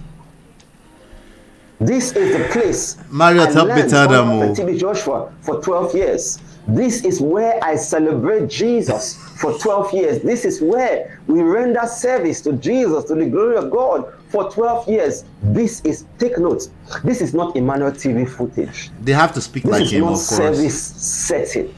This is my personal, you can see the pictures, the videos are amateur videos, yes. Those are about 14 years ago. That video was recorded about 14 years ago. 14 years ago. It's not a service setting where you say, oh, this was planned. Oh, this was staged. Oh, this was premeditated. Everything that is spontaneous love. Spontaneous love. Spontaneous celebration. This is from my personal archive. I recorded this from my personal smart device. Brethren in the Lord. Not the brethren. You can see the place. Not the brethren. This concentration camp. You can see the place where they say we are in slavery or in bondage or in prison or whatever description. The producer tried to paint a picture of us living in a dungeon. Yes, watch the video. Watch the movie, the BBC movie. They tried to paint a picture, produce an image as if we were in a dungeon. Slavery, imprisonment. But from the faces of the people you saw on this video you just watched, from the atmosphere, does it look like a slave apartment? From the position of Prophet T.B. Joshua, does it take his position as a slave master in our midst? Examine the video, scrutinize the video, intelligence, look at the video. Does it take, even though he is a master, it bring himself down to us? Even though he is our mentor, he plays with us as his children, and father. He dances when I'm gonna play another one for you guys. This pretty young girl here, she decided to put herself out there and defend what she doesn't know too. She had a good experience. She's the one that left to come. I said, I'm glad you had a good experience, but I'm not sure. I didn't say, but I'm not sure, because there's a gang in their comment. I don't want them to come up flagging our channel. I just say I'm glad you had a good experience. But in my mind, I'm like, what does this have to do with what we're talking about? Let me play a little bit for you. I'll fast it at some point. This is Odette. I didn't want to say anything concerning this because I know that Prophet T.B. Joshua rarely responds to his critics. So like I pushed it forward. Fancy him the way we do. Those of us who are out of Nigeria, they don't really fancy him like that. I'll force us to the end. I asked them as time would, unfortunately too, I've lost contact with them. But you can check 2017, 9th of July, I was there live. You will see me performing under. You will see me talking under the anointing, and I was saying a lot of things about ancestral spirit, stuff like that. I was putting on a black gown and a white jacket. That's what I was putting on. So they told me that everything is good, everything is calm, that after they finish working, the man of God always gives them enough food, money, everything that they really love. If only money, food, one that's girl was consistent. living there, then the other guy was not living there because he had a day job. So everything was so transparent, and they told me wonderful things about working in that particular church. I didn't hear any negativity. I personally did not feel any negativity. My elder sister has seen Prophet Joshua one-on-one in his office. She told me that she never went there alone. There's always somebody around. Like, you don't just walk into his office like that. There's always somebody. There's always like a chaperone or something. The smart device. If you are a female, you are being escorted by a female person, maybe 2 or even 3. If you're male, you're being escorted by a male. So people say all these crazy things online. They don't even know anything about the squad. Some of them have never been to the squad before. All right, so this girl left Cameroon to go to Squan, and then she insisted she must be prayed for. She did all kind of gimmicks and robotics and gymnastics to make sure, because there's so many people that come there 3, 4, 5 a.m. in the morning waiting for him to pray for them because of what he was known for. And she left Cameroon to come to she was there for a couple of weeks or so, and now she's telling us what she thinks she knows about TB Joshua.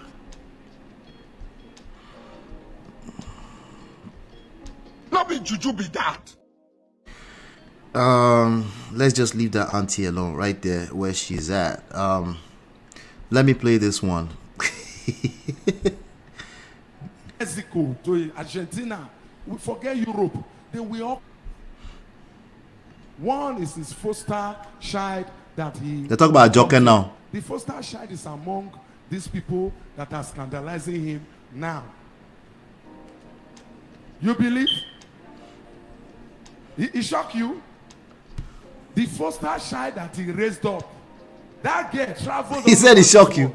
He goes holiday. She went holidays everywhere all over the world with Prophet TB Joshua's children because they were rich and they ran an international church. Do you know what they call it? Synagogue Church of All Nations? A church that you will have like 1,000 white people every Sunday. I didn't say 100. 1,000. This one is preaching. He's just preaching. That's all it is. I'm not going to take him too seriously. I want to move on to the next one. This one is going to be quite revealing. Okay, hold on one second. Let me find it. Where is it? Oh, don't do me like that. Don't do me like that. Let's see. Where is Object TV? Object TV. Where are you? Oh Lord. Hold on one second. Okay, I found it. All right, so this is one of the confessions. If you follow Shegun Object TV Media, he has a lot of the confessions from years past, like you know. And again, the allegations, okay, I actually had it open, are not being addressed.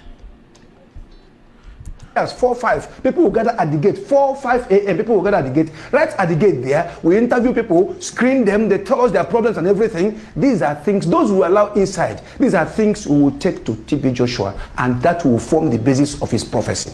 I was in security there. I started from other department, but like I ended up in security. When they bring crippled person, like different kind of crippled person, there's a particular cripple they used to look for. Maybe the cripple that can walk, that have difficulty in walking.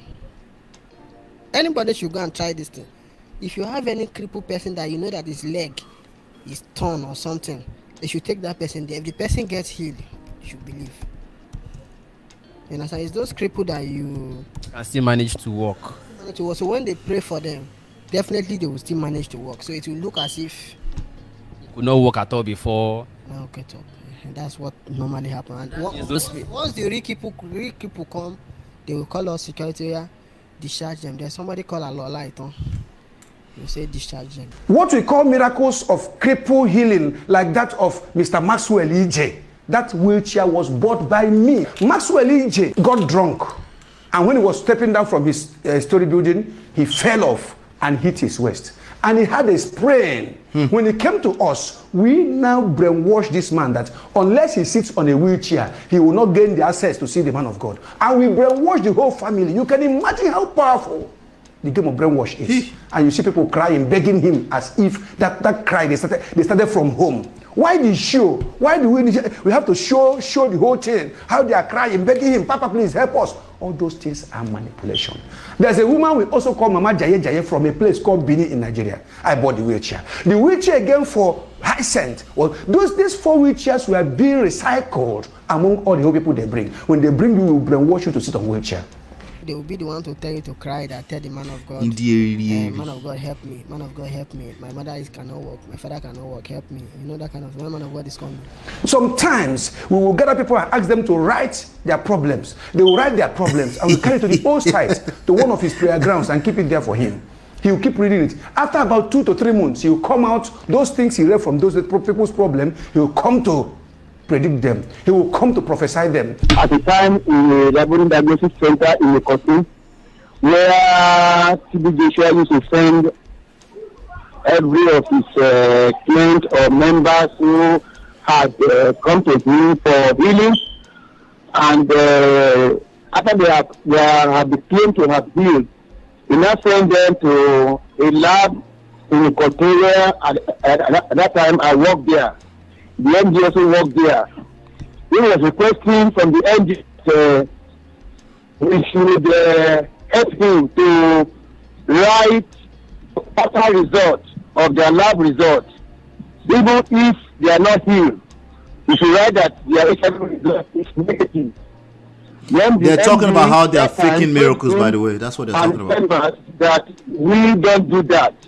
We now send 2 nurses back to TB Church to let him know that we don't alter results.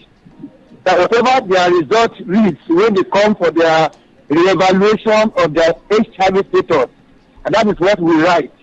That we make every effort to make us do contrary to alter results, to prove that he has actually healed those patients, and we refuse to accept his plea. When you go for a problem, it's them that will even tell you what you write on the placard. You understand? If you have maybe leg injury, you might put leg as cancer. So in your mind now, you think the person have leg cancer. So many things. What we call cancer, those things are not cancer. If you want to prove this, in later times, when some Americans came and discovered that those things were not cancers, they started writing against us, and we turned the name. We no longer call them cancers. Change the name. Call them leg ulcers. Leg ulcers. Body ulcers. No longer cancer again. Those things you see we bring out there are wounds. Some of them are wounds sustained from bike driving. Some are accidents. Some are fire burns. Some are gunshots. Different kinds of things. And these things are fresh. Things that will heal with time. If you come to the emergency in the morning as early as 5:30, you will see that the main cancer people are being discharged at the gate and brought in those with fresh wounds. Those are the work of Bisola. So was that why you hated Bisola then? No, I hated Bisola because of his what is the impression so it's a man of God you respect, and somebody is speaking against every allegation. A man of God you respect, and somebody is speaking against them. Someone speaking the truth. Finally, a man of God you respect. The last thing you want is someone to speak against them. That's understandable. I can completely understand that.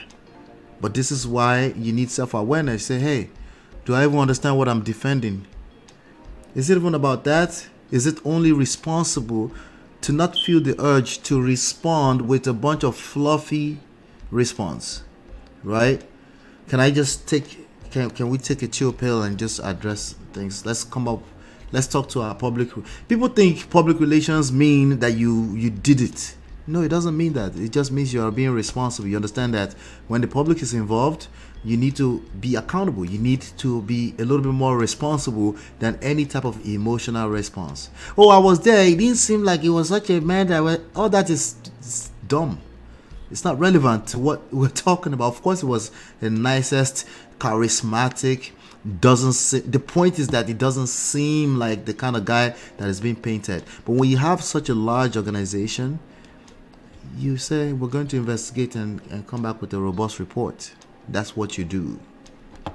That's what you do. And you get to work, and you actually get to work, because just saying that and not coming back with that robust, that one's going to bite you in the butt at some point too, because I know somebody who did that and they haven't come back with a robust report yet.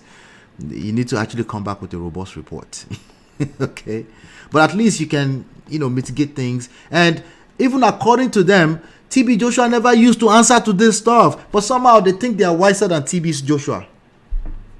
The followers of TB Joshua think they are wiser than him now. They want to respond with a bunch of emotions. What do you mean emotions? By saying the Christian body is being attacked. That's an emotional response. That's an emotional response.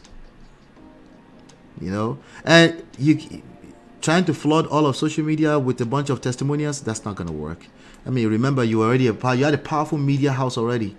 So clearly that wasn't good enough, But let's see how it goes. Let's see how it goes. Let's just listen to this guy. Listen to this guy. Everything she said that I watched in that video was true, and it happened. So she said everything that Bisola said is true. Harass any girl in church? No, I can't say it's not true, because they were so close to the pastor than his wife. They were so close to the pastor than his wife. Very close. These girls. His wife does not stay with him in the same room. His wife stays in.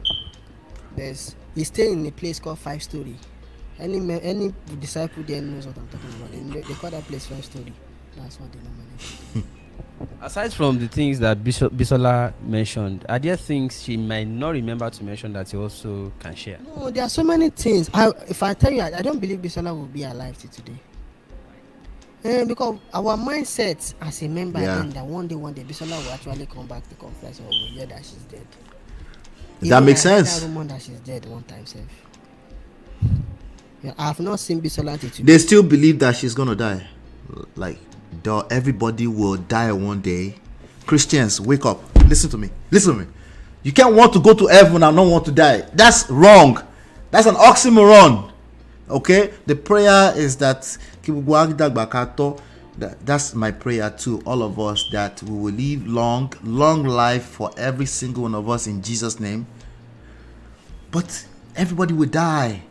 Literally, death is used to scare people in the Christian body.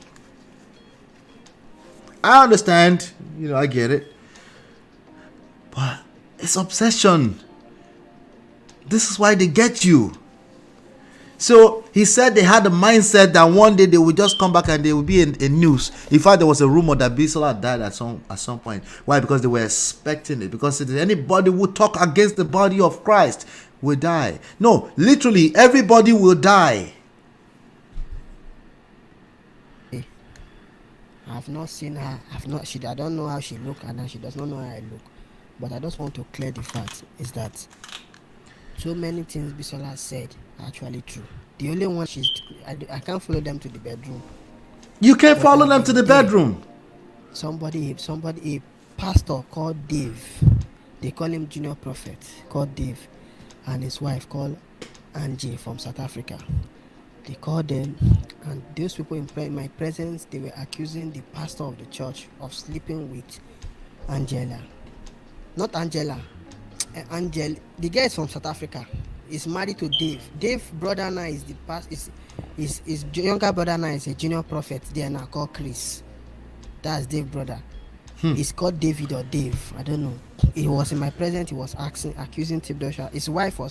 The wife opened up to the husband that he slept with TB Joshua. So anytime the wife opened up to the husband that she slept with. The wife opened up to the husband who was also part, because somebody said, how can all the family be there and you are saying it's a lie? Well, you have no idea what's happening in this real world. I'm not saying it happened there. I'm just saying stop defending what you don't know, right? Just say I don't know. All I know is that man was a blessing to you. You can say that. We can accept. I'm accepting all of it, right? Said the wife admitted to the husband, who was also part of the quote-unquote disciples and people around, that she had slept with. And guess what they say whenever that happens? The husband that he slept with TB Joshua. So anytime somebody make that accusation in presence of the church, they will tell you that that person has mental problem.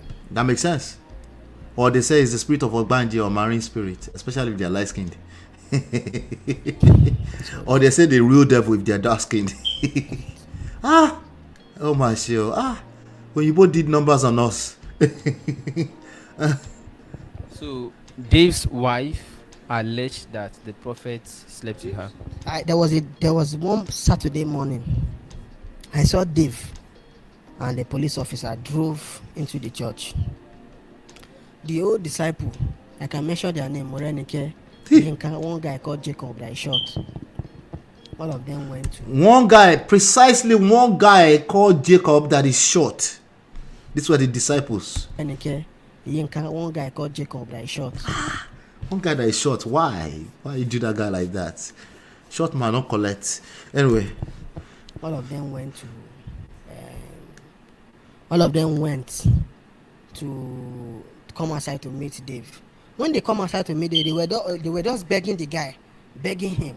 Why are they begging him? I don't know why they are begging him. So when they were begging him, later I just discovered that I just noticed that the wife came down and asked this husband, nobody should touch her husband. That Dave, don't allow them to touch you. Do you know one woman called Dave? Don't allow them to touch you.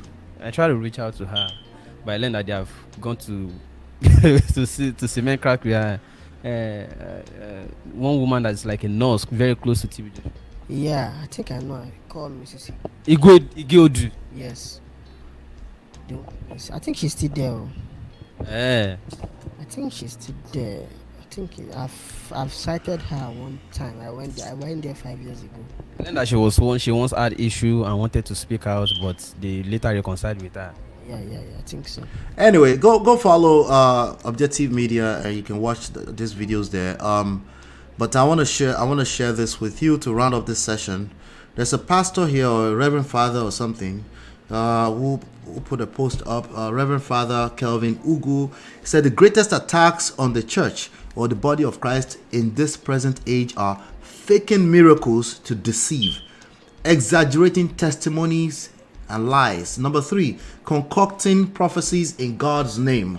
Number 4, prosperity gospel. Number 5, I don't agree with number 5 personally. Homosexuality is not an attack on Christian body, but I don't agree with that personally. But I'll leave it there. Number 6, sexual abuse of minors.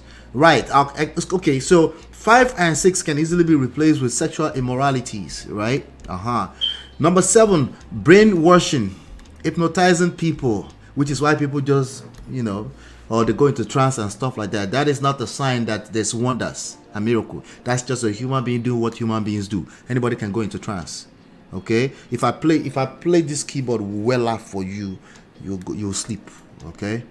Number 8, financial extortion. Okay. That doesn't mean God cannot minister to people when they are doing that. I'm just saying that does not indicate that God is the one operating. It could be the devil, it could be principalities, it could be anything that could take anybody into a trance. It could be just the music, the ambience in the environment. That will do it. Okay. So this Reverend Father said it is our collective responsibilities as Christians to ensure that anyone involved in any of the above is called to order, be it minister or lay faithful. You're not attacking the church when you call out ministers who are faking miracles, faking prophecies, extorting church members, running girls. Is that what that is? I don't know. And promoting homosexuality. This attack on the alphabet community. You are in fact sanitizing and saving the church from their attacks. Okay. Don't allow them to change the narrative. Don't allow them to succeed in making you feel you're the bad person or convince you that you are the one attacking the body of Christ. They are simply trying to hypnotize and manipulate you. There is a difference between attacking the body of Christ and attacking false ministers and false teachings. The latter is what every true Christian is called to do, regardless of how powerful the minister thinks he or she is. If you see lies, point them out. If you see truths, point it out. Don't sit on the fence. Truth is truth. Falsehood is falsehood. Period. Listen, that's all still religious talk. Allegations. The allegations need to be addressed. It's basically, that's this reverend that just said that. I'm going to leave it at that. Like I said, I'm not sure if we can finish the conversation ever, you know, because there's going to be more ousting, more of exposés. You're going to see more of it, okay? People are incentivized, yes, to do that, but they're not manufacturing. It's too costly to manufacture what was not there in the first place.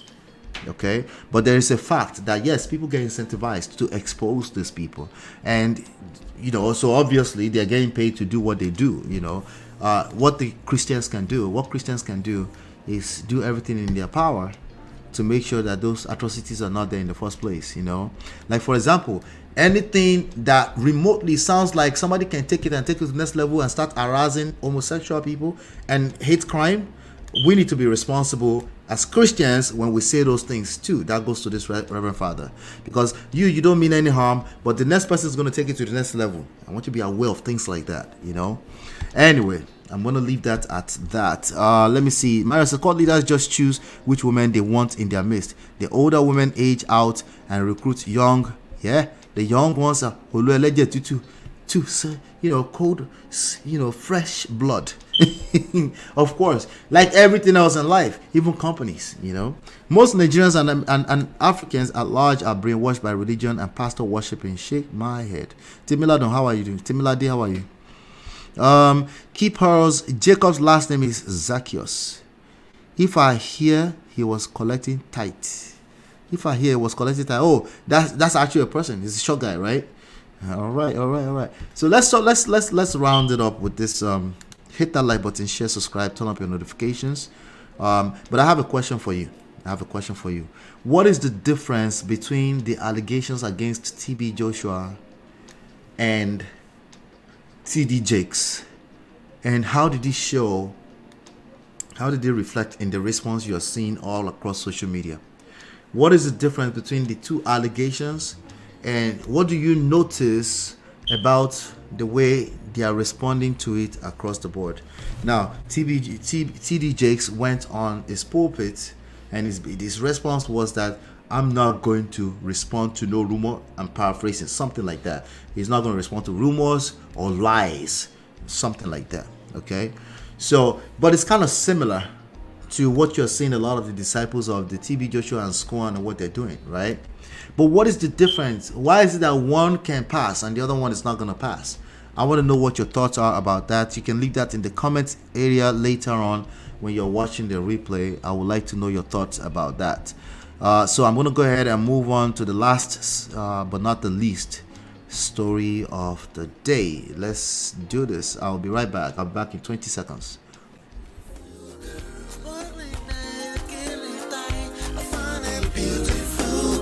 It's your love that I've been missing. I miss all your hugs, your touching and kissing. Make love on the floor, the couch in the kitchen. One love enough, we done enough. All right, can you stop? Let's talk about Mohbad. Mohbad's father, he's still talking as usual. But recently, you know, that's just us that would put that resume together. Mohbad has passed on, so he's not exactly talking to his father. Actually, somebody from TVC was talking to his father, and I'm just gonna play that video, and then we'll talk really quickly about what's going on with this story. Let me see here. No, not this one. Let's see. I might come back to that one. Actually, it's this one, I think. Aha. Will you believe? Let me play it. I found it. Let me see. Okay, I found it. There you go. Aha. Let's listen to this. I believe that I met a lawyer, not a doctor, inside that compound, just for them to arrange what they wanted to arrange. I was so sure when I hear say the 26 years was having a will. Me as a father, I'm 60 years of age now. I do not have something like that. I never think of writing my will. 26 years old boy was writing a will, which is capital no. Capital no. Collaborate with the lawyer. the lawyer to maybe to put his hand into many things that is not right. 26 years of age, now thinking of have his own way. And Mohbad is the kind of person that he can never think or say he want to use hand to stop him. So instead of that, he will stand. Because he's dead, you have to call lawyer to do their own mathematics inside. It's God that want to expose them. Do you believe that I met a lawyer, not a doctor? All right, so what he's saying is that a 26-year-old man cannot have a will, or is saying that a 26-year-old man typically don't think of a will, particularly one of his supporting words. One of his supporting words is that since I, as a 56-year-old man, I've not even thought about will. See logic. It's not possible that a 27-year-old man, he was 27 when he passed. We're talking about Mohbad. Mohbad was one of the upcoming artists from Afrobeat. He passed on in September, and there were many drama around his passing, and actually the 2 years leading up to his passing. So they're trying to find out what happened, you know, who killed him, you know, or what happened to him, what killed him, who or what killed him. So the father is saying he saw a will, and he saw some kind of lawyer, and they were trying to, I guess, cajole him, or they were trying to, like he smelled foul play, you know, basically. That's what they're talking about. Okay, I'm reporting so far. I'm just reporting. Let me play it again so you can get it. Oh, inside that compound, just for them to arrange what they wanted to arrange. I was so sure when I hear say the 26 years was having a will. This Baba could have been in a trance when he's saying all this stuff. He could have been in a trance because he's an Allah person. He could have just been, you know, arrange waiting. This man is an illiterate. Chai. You say? God has suffered. Shame on you. That is your big age. You haven't but a will together for your children. This man probably doesn't have much to write will around. So, but generally speaking, you know, will is to protect people's assets and properties and stuff like that, right? So it makes sense to me that he doesn't have a will. Most people like him don't have a will. But to use that to determine that his 26-year-old cannot have a will, that is wild. That's a wild logic. Me as a father, I'm 50, 60 years of age now. I did not have something like that. I never think of say writing my will. 26 years old boy was writing a will, which is capital no. So they have to collaborate with the lawyer. The lawyer to maybe to put his hand into many things that is not right. What they said, what the professionals say is that anybody above the age of the majority, which is typically 18 in most countries, anybody above the age of the majority can have a will. All right.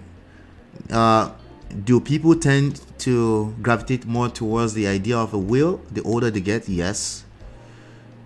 Do they tend to gravitate towards the idea of a will the more assets, properties they have? Yes. Do they tend to gravitate towards the idea of a will the more they feel like their life might be threatened? If they feel like they might not be around for a long time, does a chance of that increases? Yes. Could he have been a prophet who's just looking at things and saying, hey, he's been, because he was for last 2 years before his passing, he kept saying that his life is being threatened? Yes. Now they said the will had a print that it was signed by a thumbprint. I don't know how wills work. I'm not a professional, so I don't know if that's even valid. But I can tell you one thing. There's only one way to find out if a will that you found is valid. Anybody can write a will, can record a video, they can put it under the pillow. There's only one way to find out if it's valid. Your doubts, your belief system is not one of those ways. There are court systems. There are most developed or developing nations have probate process that they can go through to determine if a will is valid. you don't just look at it and say, you can, I understand, because I have empathy to understand for this man because he lost a son, right? You might be sensing foul play, but there's a due process. There's due process to determining. Anybody can hand you anything and say, hey, this is the will your son did. Like, that's a will. That's serious. Okay, all right. Well, we'll take you through the court system. We'll take you through the court system. We'll see what happens.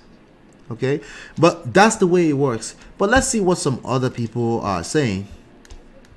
Let's see what some other people are saying, because some people's had some opinions about this. Okay, somebody said, y'all should listen, y'all should calm down and listen to this man. Mo is too young to have a will. What is the meaning of too young to have a will?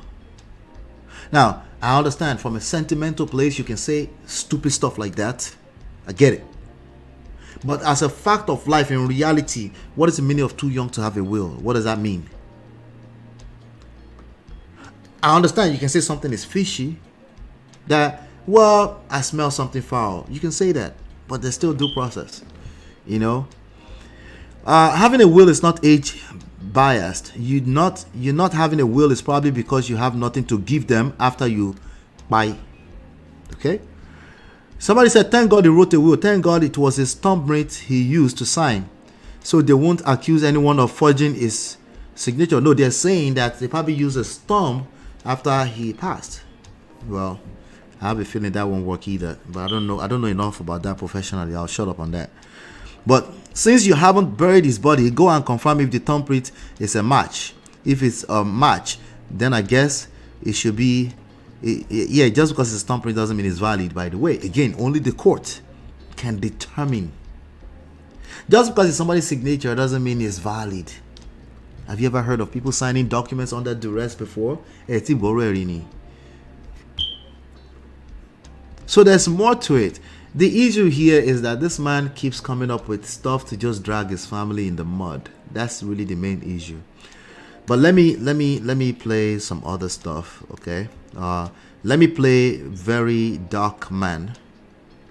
Let me play Very Dark Man. Let's see here. Okay, yeah, let me just play that. Oh no, before I play Dark Man, let me come to the chat for a second. That man is clueless. Fatherhood changes some boys into men. Most 26-year-olds wouldn't be thinking of wills though, but he needs to start thinking of one. Right? The issue here is that Mohbad was not like most 26 years olds, you know. So where is his own version of his son's career and success? It is only the will is contesting. Everything this man keeps saying is about the properties, you know, including the asking for the DNA for the child. You know, that is about the properties, right? Let me see here. Trust fund is the way to go. That's another angle. Keepers is speaking from a professional standpoint, I think. Quality education is needed in Nigeria, from elementary school to tertiary education. Now we're talking, because some Nigerians at home are still backward the way they think. Imagine Mohbad's father thinking rubbish. Yeah, his fight is the property thing. They turned this old Mohbad thing to fracas. Fracas. Anyway, let me play. Let's see what. Since it's the influencer, somebody even attacked me in the comment. They say, I'm so disappointed. You two, you said you don't really watch him like that, and so how are you able to respond to? If you leave a comment, you delete it. I still see it, just so you know. And the person deleted the comment, so it's not live anywhere. But I was like, no, I started following him. I said I followed him. Okay, are you happy? I followed Very Dark Man now. Okay. But anyway, I don't really take much to what Very Dark Man has to say. I think he's screws. I think he's an influencer. Let me play this video. Met a lawyer, not a doctor. You believe that I met a lawyer, not a doctor, inside that compound, just for them to arrange what they wanted to arrange? I was so sure when I hear say the 26 years was having a will. Me as a father, I'm 50, 60 years of age now. I did not have something like that. I never never think of writing my will. 26 years old boy was writing a will, which is capital no. So they have to collaborate with the lawyer. The lawyer to maybe to put his hand into many things that is not right. Exactly. 26 years of age, now taking off, have his own will. And exactly to not what this Baba is saying. Never think of saying what to start stamping. So instead of that, it was time. Because he's dead, they have to call lawyer, do their own mathematics inside. It's good. All right, you heard Mohbad's father that he met a lawyer in the house. And next thing they told him that Mohbad has already written down his will. And he's asking that how many 26 years old don't write will. That's a very honest question. As today for Nigeria, truly, forget sentiments. Forget all we don't talk about this man. You understand? But how many 26 years old don't write their will? We'll make an exception for Mohbad because Mohbad is a celebrity. Another question we say, how many times celebrities they get? To go, I feel beat my chest, say you go call like 10 musicians now, they never write will down. Where don't pass 20 something. You understand? Now a lot of people they bash the man, but take a minute and think about what this man is saying. He said go there, go meet lawyer, meaning all the things they wrote, it is fresh according to him. And secondly, the point that me I like, he said the picking no sign, say na in thumb that they stamp him. How are they sure say na in hand, na in press that thing? And if you go check in recent time, people know they even use easily verify that thing to print on top paper. Now sign they sign and their signature they need. Because anybody can do thumb, but it's hard to form signature. Signature for Did he just say anybody can do thumb?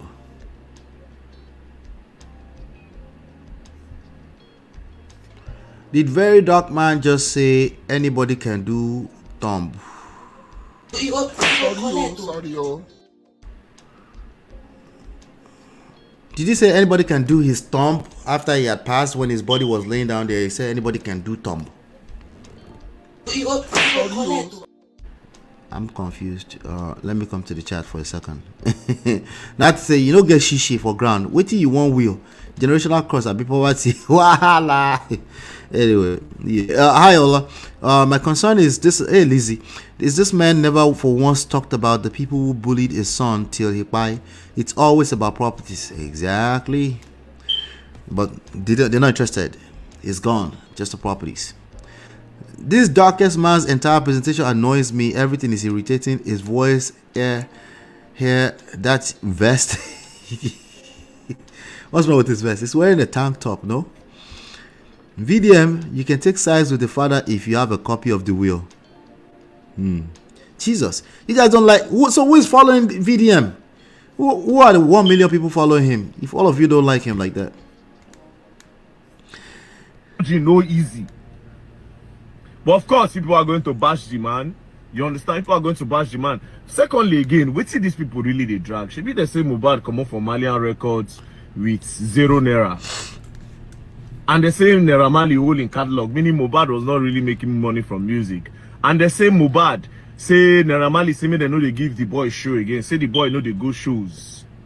They said all these things. So what are they dragging? Which money? Unless if what they said is true, that he left Malian Record with $75,000 that he withdrew from Audio Mark. You understand? And that $75,000, nobody's talking about it. Does that mean happen to the money? This man raise point say in Peking buy lands. You understand? The raise point say in Peking buy lands for in Peking, for in wife, mama and co. Nobody's talking about all these things. When I just the bash the man say this and this and this and that. People want to teach him how to give. He writes music. When I say jealous of the Peking. Wala. But Nigeria sentiment. Well, like I said before, nobody. This case cannot be cracked because sentiment entered the case. The truth can never come out. You understand? A lot of things that would have done in the case, like the DNA test, was never done. Alright, so just because sentiment entered a case does not mean the truth cannot come out. As a matter of fact, every case there is to be, including business, I said earlier when we were covering the BAYO OGUNLESI's story, is driven by sentiments, emotions, fear, greed. Is the job of the professionals to be patient enough to go through and separate the sentiments and still come out with the truth. And if they don't do that, guess what with the truth? The truth is undefeated. It will still come out. It might just take longer. That's all. Right? So just because sentiment don't enter a case, sentiment is what the responsible personnel are supposed to learn. That's what they go to law school to learn. To know how to separate and pick them apart, while still respecting that human beings are sentimental and emotional as nature. It's just what it is. So again, some things are easy to say when they become talking points, when they become easy to just jabber anyhow from your mouth. But in the grand scheme of things, they don't make sense. Sentiment entered because people were pissed off that somebody got bullied and they couldn't get to it before his life was taken away from him. That is always going to be valid. And anybody that's going to handle that case from a professional standpoint, we need to first of all be okay with that being a valid thing, reality. Meaning sentiments are all part of the whole thing, part of the equation. It's part of the problems to solve for. It's part of the problems. It's part of the variables that they will have to acknowledge when they're solving for whatever problem they're trying to solve. But you know, what can I tell you? You know, common sense goes viral. So that guy makes sense. Let's make him go viral. Around the bush for how many days? They say they don't get money. We say we go bring money. They say this, they say that, they say this, they say that. Like I said, if this thing happened in the US, they would have done DNA tests for the child. You understand? Just to be sure if there's no secret lover somewhere that was looking for a way to claim the wife. Is that true? If it happened in the US, would they have done DNA test for the child? Is that true? I'm asking the people in the chat. Is that true? If this happened in the US, this particular case of Mohbad, if it happened in the US, the way it's happened exactly, the way there are cases where they ask for DNA, okay? But I'm saying this particular story, as we know it today, would they have asked for DNA? It is 1 million Russian bots following him. Nigerians are following him. Well, I am. I just became one of them 2 days ago, and people are still not happy that I followed him. They said I followed him late. Oh, why did you follow him? I can't believe it. And I like what you do. I beg rest. I don't follow him now. You happy? Since that's the person you want to listen to, I need to monitor what he's saying so that I can check it. I can check it before you turn it to your truth. Honestly speaking, when this video speaks, you will know this guy is an empty vessel. Him just they use social media, they catch cruise. He's making common sense, but you know how common sense goes. So, oh Lord, he's so Jesus Christ, you guys are going hard for. If you're a crazy family like my husband's family, you will know the essence of will.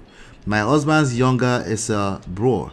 That woman is greedy as hell, fighting over family land or woman. Yeah, that's real. It's real. That's why there's probate laws. William is just doing everything to clear Malians. You think it's the Malians? It's the Malian? He's lying. He doesn't know anything about US. Yeah, the DNA test, it's for one reason and one reason only. Okay? The DNA test is good for one thing only. Okay? It's not good enough for anything all by itself. It's good to answer one simple question. It's good to answer the question that somebody biologically created another human being. That's it. Okay? They can use that information to solve other cases, right? But it will have to be relevant to those other cases. You get what I'm saying? Like, okay, we can check paternity, we can check if this DNA is connected to this. He answered that question, right? But the idea that this case itself is the reason, no, it's not. If it's not a question, if there's no question for paternity at all, which there's no indications that Mohbad ever asked that question, except what the father is hearsay. That's hearsay at the end of the day in the court of law, right? There's no indication of it. So no, he said that like it's some kind of, if this they will do it in the US. Baba, we did this US. Some of us are born here, and this is all we've known most of our lives. No, you're wrong. Okay. And by the way, I could still be wrong. The professionals, ones that do this kind of things, are the ones that can actually tell us. And those ones self, they cross-examine them too sometimes because they can be wrong too. So it's, again, this is what I tell you, common sense. Common sense. When it comes to common sense.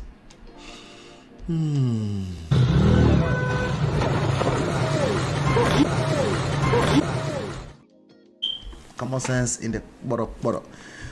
He's making common sense. That's why it went viral, you know. But let's keep going. He's still talking.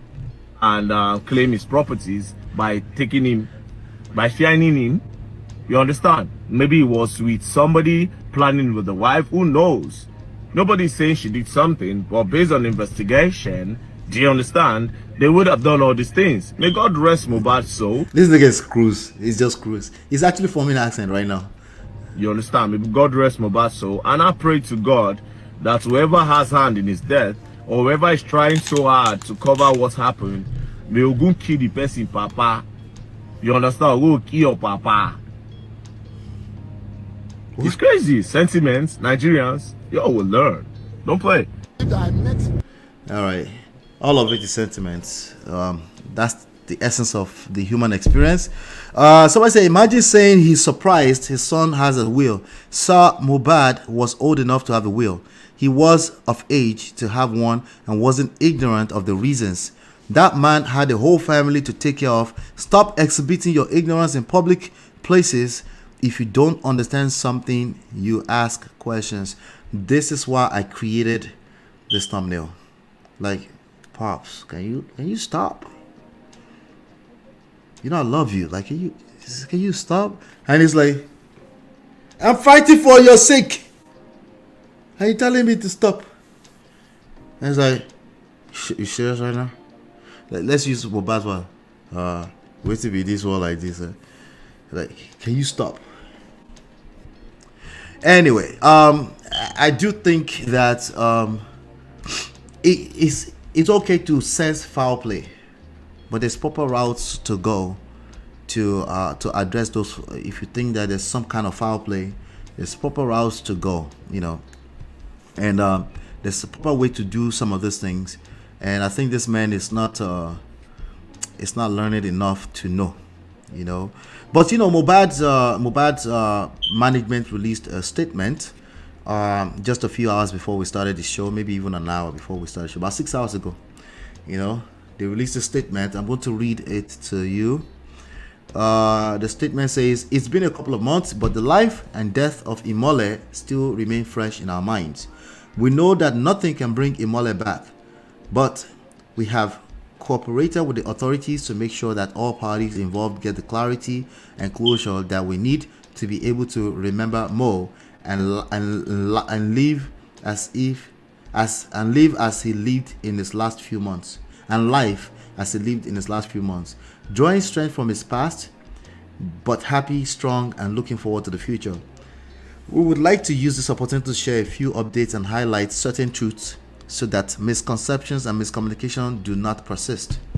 Number one, the police authorities have conducted an investigation and have communicated that the autopsy results from samples sent abroad will take a couple of months before they are shared. 2. No members of Mohbad's management or his lawyer have communicated the existence of a will or any such thumb-printed document as has recently been falsely reported to any member of the family or the public. We would like to state with certainty that if any such document did exist, it would have been duly registered with the probate registry. We therefore plead with everyone to refrain from sharing false and misleading statements like this. 3. All accounts owned and controlled by Imole during his lifetime were immediately put on a post number debit order on the 12th of September 2023. This order remains valid till date. These accounts will be properly handed over to the family upon resolution of the internal dispute. Once again, we thank you all for your continued support of Imole. We urge you in your pursuit of justice and closure to seek, speak, and promote only the truth, May the light guide you always. Do you believe that? All right. That is a fantastic statement. That statement does not mean that Mohbad's father was not presented but with a document to try to cajole him. They might have been ignorant themselves, but it's not valid if it's not written anywhere, if it's not black and white anywhere, right? That's just hearsay at any point. This statement is much more valid than the truth you tell that is not documented anywhere. Do you understand? These are some of the things that grown men need to understand in the era, especially this era we're entering. It's not about your truth, it's about the truth that can be verified. If you don't want to end up doing a bunch of we go explain because no evidence. You need evidence. You need evidence. I'm just letting you know. Okay, just letting you know you're going to need evidence. If you sign the child's birth certificate, DNA cannot make the court disinherit the child. That's exactly how it works. Key pearls. That's exactly how it works. You know, they say, blood is thicker than water. Not in real life, okay? In terms of the liquid itself, you're right. But in real life, no, it's not. Stop lying to yourselves.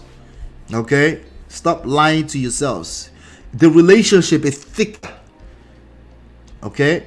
If that man had a relationship with that child and he came to you and said, this is my child, that's the only thing that's valid.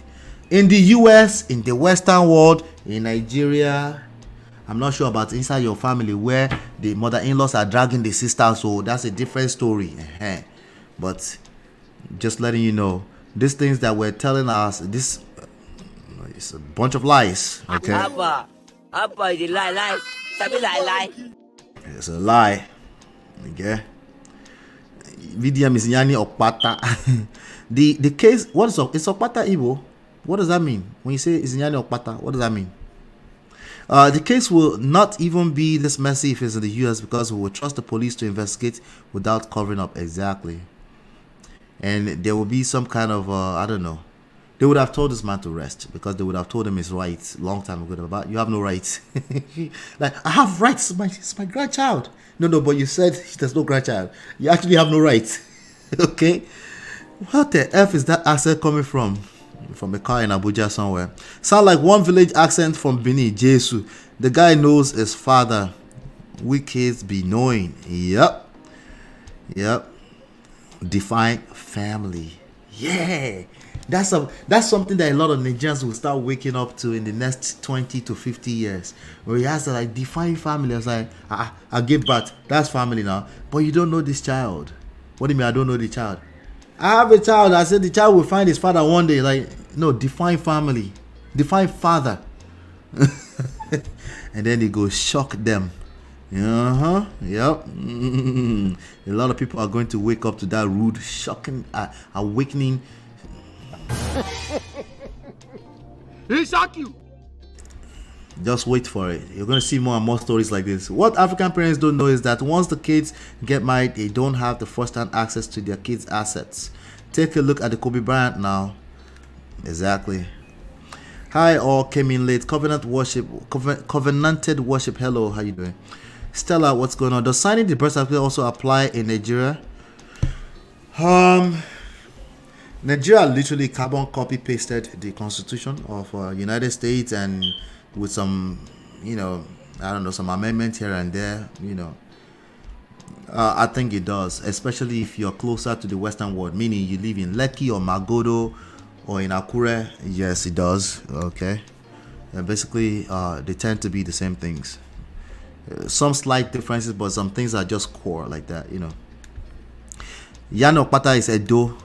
Delta slang of saying rubbish. I thought so, but I was just wondering, But let me see here. There's so we have we've covered what VERYDARKMAN had to say is Okpata about everybody say I think Daddy Free said something. Let me see if I can find it really quickly. I think he said something. Hold on 1 second. Let me make sure.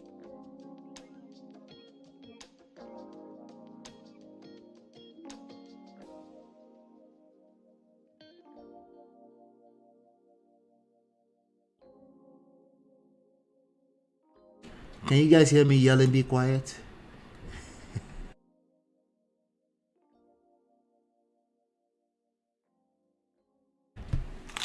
Sorry about that. All right, come here. Come and say hello to people. Since you want it, why are you yelling like that? Why are you yelling? Say hello. Say hi, people. Hello. Say hi. Hi. Say nice to see you. Hi. Nice to see you. Okay, now say I'm gone. Now you can go upstairs. No yelling anymore. No yelling. Promise? Okay. Bye-bye. See you. All right. She was yelling at the top of her lungs. That thing would penetrate the sounds if I didn't do something. Anyway. Let me see here. So we had so we covered. Okay, so one more person had something to say. There's some people that have opinions, and they have opinions. So we have to entertain the opinions, and talk about it and extract the lessons any chance we get. You know. Dotun is now a regular here on Man of Prestige. He said, all Mohbad's dad was implying or trying to say is a young boy of that age didn't write a will. Okay, that's what we're actually trying to say. He's wrong. He cannot make that assumption. Only the court can determine that. Okay, Dotun. We're saying he's wrong. Is it unlikely that he will write a will? Yes. That does not equal to truth. That does not equal to making a grand statement that he did not write a will. Just because it's unlikely does not mean you're right. Right? He's too young to think that. That's false. Okay? When I was 26, I was literally controlling documents that controlled a bunch of other people's wills and properties and stuff like that, and there was so much I was controlling. In fact, too much. Okay? And I'll tell you, I was controlling documents that in their wildest dreams, my parents would never think that there's such a thing that existed. Okay? Now, okay, but it's Mohbad, it's Nigeria. Baba, I'm telling you, that boy knew a lot more than his father. Okay? And that could have, one of the things could have been a will. Right? Is it likely? No. That doesn't make you right. Alright? So if he actually said he didn't write a will, it's wrong. He needs to go through the proper protocol to determine if this is a valid will or not. A will could be a video. You actually don't need a signature. So it's a thumbprint. It needs both signature. No, it doesn't. It doesn't necessarily mean, no, not necessarily. Okay? The court will determine if it's a valid will or not. Not your doubt, not your belief system. Okay? Now, the only time you can determine if it's a valid will or not, if you are the only one that found it and you didn't show it to nobody else, and you take that secret to your grave. And God help you that nobody else has access to the copies or the idea or the idea that will existed. Okay. He's too young to think that, and for all the happenings, he believes it was all orchestrated to take his property. From everything he's been saying, it sounds like he wants some properties. Right? So maybe I can't disagree too much. From all that's like, you mean from his side, from Baba Mohbad, right? He suspected foul play. Watch to understand, not to comment. I think the general public already suspected the foul play. I think they're changing direction, another direction, which is fine. We can ask all those questions. But I think this is still all cap. Okay? It might be medicine after death or before it. Let us try and understand the video for what it is. And remember to comprehend before you comment. This is note to self. Nigerians, we are too emotional rather than objective. Every human being are emotional. Okay. You all might not like the father likewise, or he might not know how to communicate his feelings properly, but don't misconstrue what he said. No, he said what he said, and he's wrong. Still. Don't read headlines follow hearsay or read a few comments and join the bandwagon. Read the understand, not reply. Iro. Most of the things I've seen are people actually taking sides with him and say he has a point. No, actually he has no point. He needs to go through the regular protocol. Okay. He needs to go to a proper protocol. Now, what is the proper protocol? Obviously, it will vary depending on your jurisdiction, what is going on, what your specific stories are. But I'm just going to give you this final 5 or 6 points. And, excuse me, this code, not seriously, no. Anyway, like I said, I'm not a legal expert. I already told you that, okay? Baba Mohbad, he needs to take these following steps, okay? In addition to some patience, stop talking so much. Be patient with yourself. Actually, talk to someone so you can learn how to mourn your son properly, because I can't imagine what that man is going through inside, losing his son, right? But in addition to those few things, he needs to consult a lawyer if he has real concerns. Number one, he needs to consult a lawyer if he has real concerns about proper disposition of his son's properties.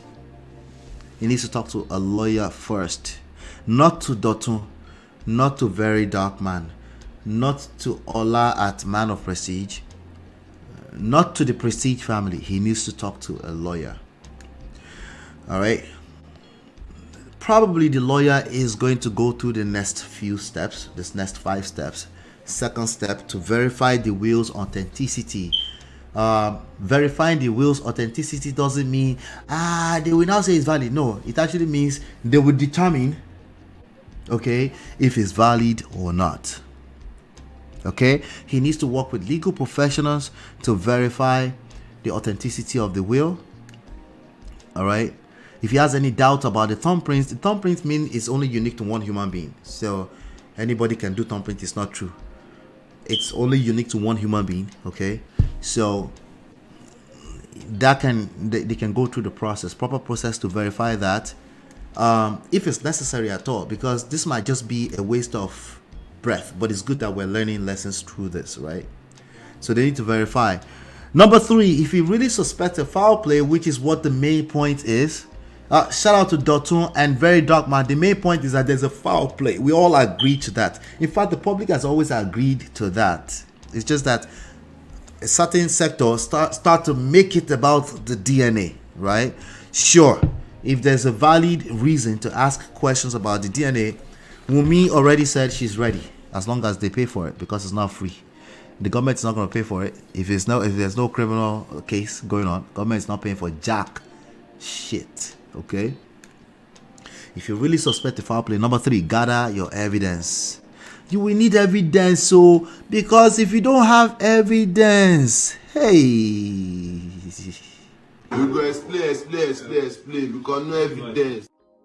You will need evidence. You will need evidence, Baba. You need evidence. Anything else you do outside of having evidence, you're just dragging your family in the mud, and trolls will support you, and they're not going to help you. They're going to make it worse for you. All right. So if you have what are evidence? Well, you could have witnesses, testimonies, surveillance cameras. Sounds like they don't have any of that. They disconnected it. Okay, I'm sorry. You need evidence. Okay. And any other relevant information.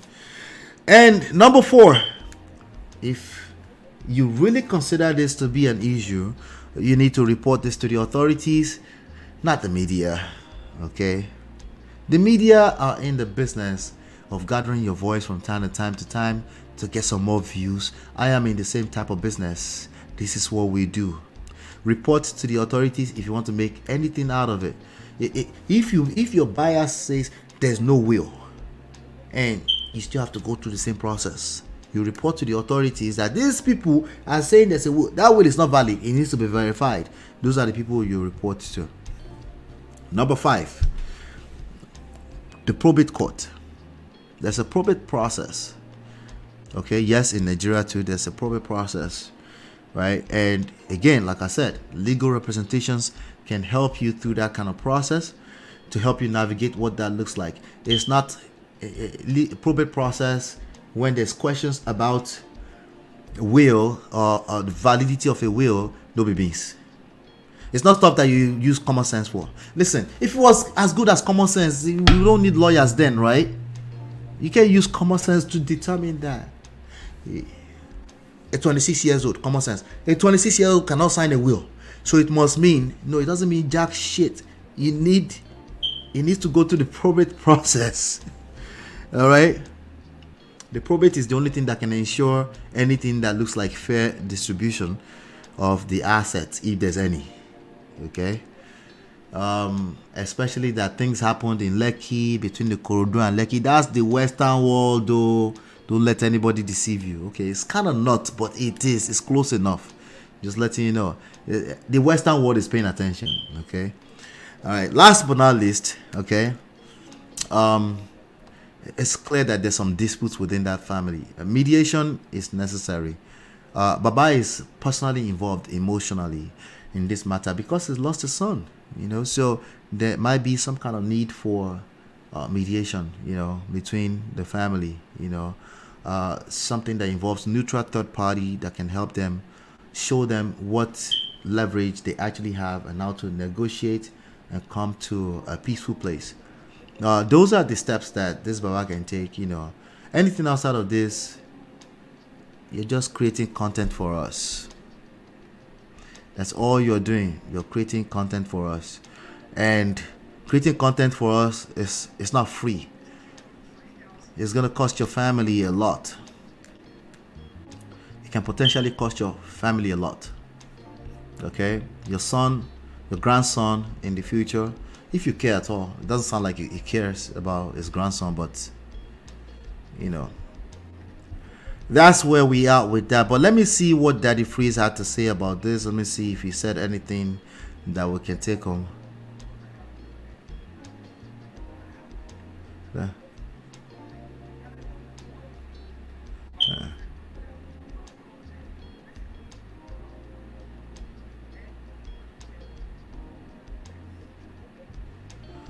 Let me see. Responding to trolls more than even talking. So just troll me and collect your rapture and collect your lally. I'll give you your L. Fashion Explorer call. Dora the Explorer ni. I won't weary. Fake account. So here's the matter. Tell us. Worried. To be honest, when I heard from Mohbad's dad. From the very beginning, I wasn't too comfortable with Mohbad's dad, and I'll tell you why. Right from the beginning, Mohbad's dad made it look like it was all about the money for him, in my opinion. Let me fast it forward. That whole land, you know, make it a little faster. Rubbed me off in a very, very bad way. Maybe I was wrong, but that's what it seemed like to me. However, I fail to understand why Baba Mohbad is bitter about placenta gate. Wahala. I thought he's a pastor. Why believe in such another angle? Which kid will get Ferrari? I don't know whether I get wheel. All right, but Daddy Freeze is missing something here. He say, I don't know whether I get will. That's different from he can't write a will. That's different, right? That's different than being absolutely convinced that there's no such thing. You know, for somebody who was fair, the man, a 26-year-old man who was running for his life, that man is living the life of a 70-year-old man inside his body. He was going through a lot. In a very short period of time, yes. He might have stumbled into something called will. It's very possible. So the comparison of him to an average 26-year-old is just not, you know, it's not mathing. Me, I think I started thinking about will when I was like 44 or 43. Nobody shall not get small property here and there. But will, yes, it's a wise decision. But how many 23-year-olds, I mean 26-year-olds, Someone said it's been debunked. Who debunked it? Oh, you said I should block Skyface. Skyface, stop, make I block you. Debunked. What the management said is not debunking. He could actually be right, you know, but we'll find out. But I think he's accusing the management. I think those are the people that he said they were presenting some kind of will. But if they're now denying that there's no such thing, then, you know, that case is dissolved, basically, right? In that case is dissolved, right? So it's not about will. It's about this anticipation of some kind of properties that's more than usual, you know. And I think he's gonna be disappointed when he finds out that there's not much, you know. I'm talking about Mohbad's father right now.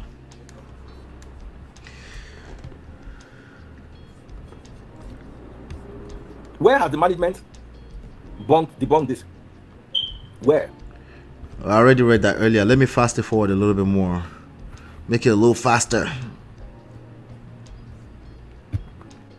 His last few months. Shore Beauty School Okay. is your path to a successful cosmetology career. For over 40 Drawing strength from his post, but happy, strong, and looking forward to the future.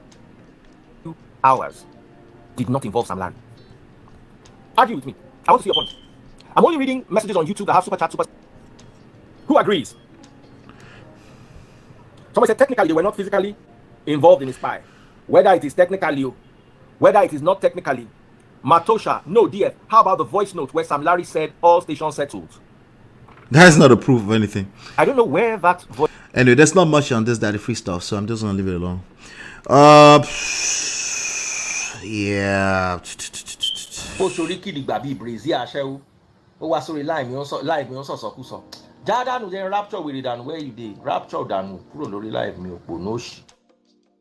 That was the day that Daddy Freeze raptured me, just in case you're wondering. I was trolling him on that fateful day and he raptured me. Grandpa is alienating his grandson when for a normal person that would have been who he could focus on to comfort. He's attacking them, and then they will want the widow to forgive and forget. Can you imagine, right? Can you imagine her ever forgetting and not using everything she has as leverage to drag him and the whole family wuto as we move into the future? Sorry. Can you imagine that? I can't imagine it, you know. Stella says, I thought Mohbad was educated. White thumbprint. I don't actually understand. I'm not really educated on how that works. But if I was doing a will, I would be consulting with legal representation to help me with that. But I do know that anything where there's expressed intentions of what they want can be used as a will. Correct me if I'm wrong, but I don't think particularly conventional endorsement is required. But if he comes up with a question, the court will determine if it's valid or not. Some people record videos, but usually people that record videos also may have a document that kind of back it up. They might have a representation, you know. But again, I don't know how that works, you know. But it makes sense to me that it's probably not just limited to, you know, all of it are questionable. Even signature, sealed, all of that can still be questioned. Every single one of those. You can seal it, thumbprint it with a video and they still question it. All of that can be questioned. So that's why they go through the probate process. Okay. The rest should do GoFundMe and leave the widow alone. The rest should do a GoFundMe and leave the widow alone.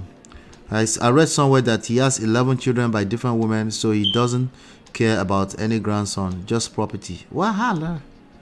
There are probably enough bloggers making up stories as we go too. Rena, no wonder that you couldn't even spell right. Go back to school. Are you attacking Rena Adi? He can't keep his mouth shut. What? Anyway, we're gonna leave it at that. You know, I think we had a fantastic session. We'll be back here for the Prestige Happy Hour at 5 p.m. New York time, Eastern Standard Time tomorrow again. This is another one in the bag. Okay. Key DNA is a must for all Oloshos. Let me hold on 1 second. Let's catch some crews before we leave. Sorry, yo. Let's catch some crews. I got about 2 minutes. Leave him out, don't block him out. Let's catch some crews. Love it, love it, love it, love it. Ade, did you get with an Olosho? Tell us a little bit more about the Olosho you got with. Tell me about that, Ade. You've been with an Olosho before? Or you still date Oloshos? Because I agree with you. I think a lot of these people in the chat will also agree with you that if you got with an Olosho, you should probably do a DNA. I think a lot of these people will agree with you. But the issue is deeper than the DNA.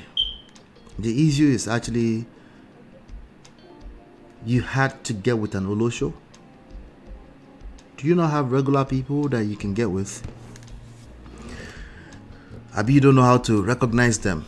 Abi, all women look like Olosho to you. Tell us a little bit more. They're asking you questions now. Hey, Jesus. I did come back here. Why are you running? Why are you running? Where's the why are you running soundbite? Who's going to send it to me? Don't run, no. Keeper say, Ade, was that your mom's experience? Tell us about no, don't. Let's not call his mom into it. Let's talk about the Oloshos he's getting with. This is interesting. DNA is a must for all Olosho. That sentence is structured like it's some kind of profound statement, and I agree with it, but it's not really a profound statement. If an Olosho comes to you and say they are pregnant for you, you probably should ask for a DNA test, and I think Olosho will be fine with it because Olosho knows she's an Olosho, right?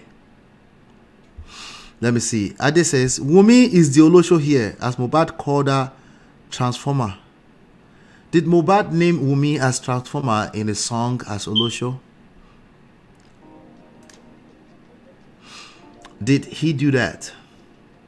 Was Wumi named in the song Transformer as Olosho? No, educate me. I'm just looking to learn here. Educate me, I beg. We got like 2 minutes. Did he name her as Olosho? There's something you should know here. Mohbad was a troubled young man, just in case you didn't know. He was a man who was for the streets, which is precisely what Oloshos are for. They're for the streets. Okay? And if he attracted a person who was for the streets, street people, they got with each other, it is what it is. And still remains the fact that if he did not ask for DNA when he was alive, and you're asking for DNA for his child after he's gone, are you noticing that it's not really about Mohbad? It's no longer about Mohbad, because Mohbad has passed on, made a massive impact. He will never be forgotten, regardless of if he's for the streets or not. Imagine me shaming Mohbad for being for the street, and that's all I want to focus on, and forget all the beautiful music and the work of art that he left for us, that all of us are still jamming to. Some of us were jamming to it before he left. We didn't know him, but we got to know him because of the terrible news of his passing. But that work is still massive, right? And by the very nature of God that we are, we focus on what we love about him and not the negatives, right? But if Mohbad got with somebody who was for the streets, what does that tell you about who Mohbad was? If that was actually true.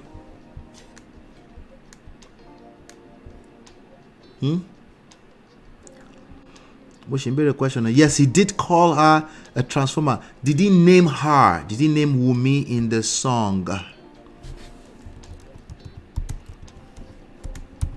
Did he name her? Some of you know the songs more than me. My wife knows the songs more than I do. So, did he name her? That's what I'm asking, though. Tell us.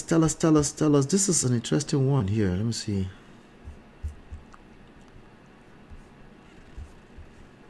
Abi was speculating he's talking about his present girlfriend.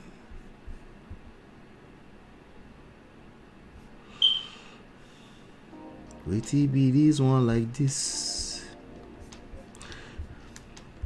Let me come to the chat. Ade is Papa Mohbad's gullible supporter, another conspirator. Is that true, Ade? Ade, the first thing you said when you came in this chat. Let me go back up here.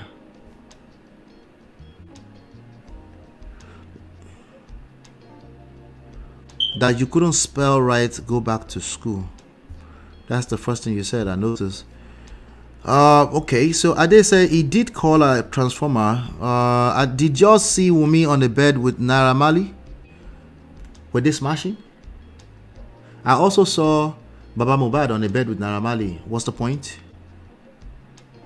What's the point, Ade?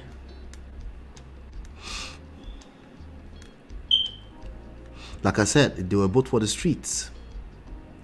They were both hanging out at Tikorodu on the night of that fateful day, unfortunately.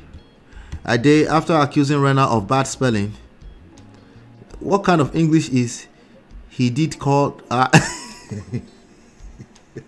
No, don't do Ade like that. But I think Ade brought it on himself. Were you learning through the window at school?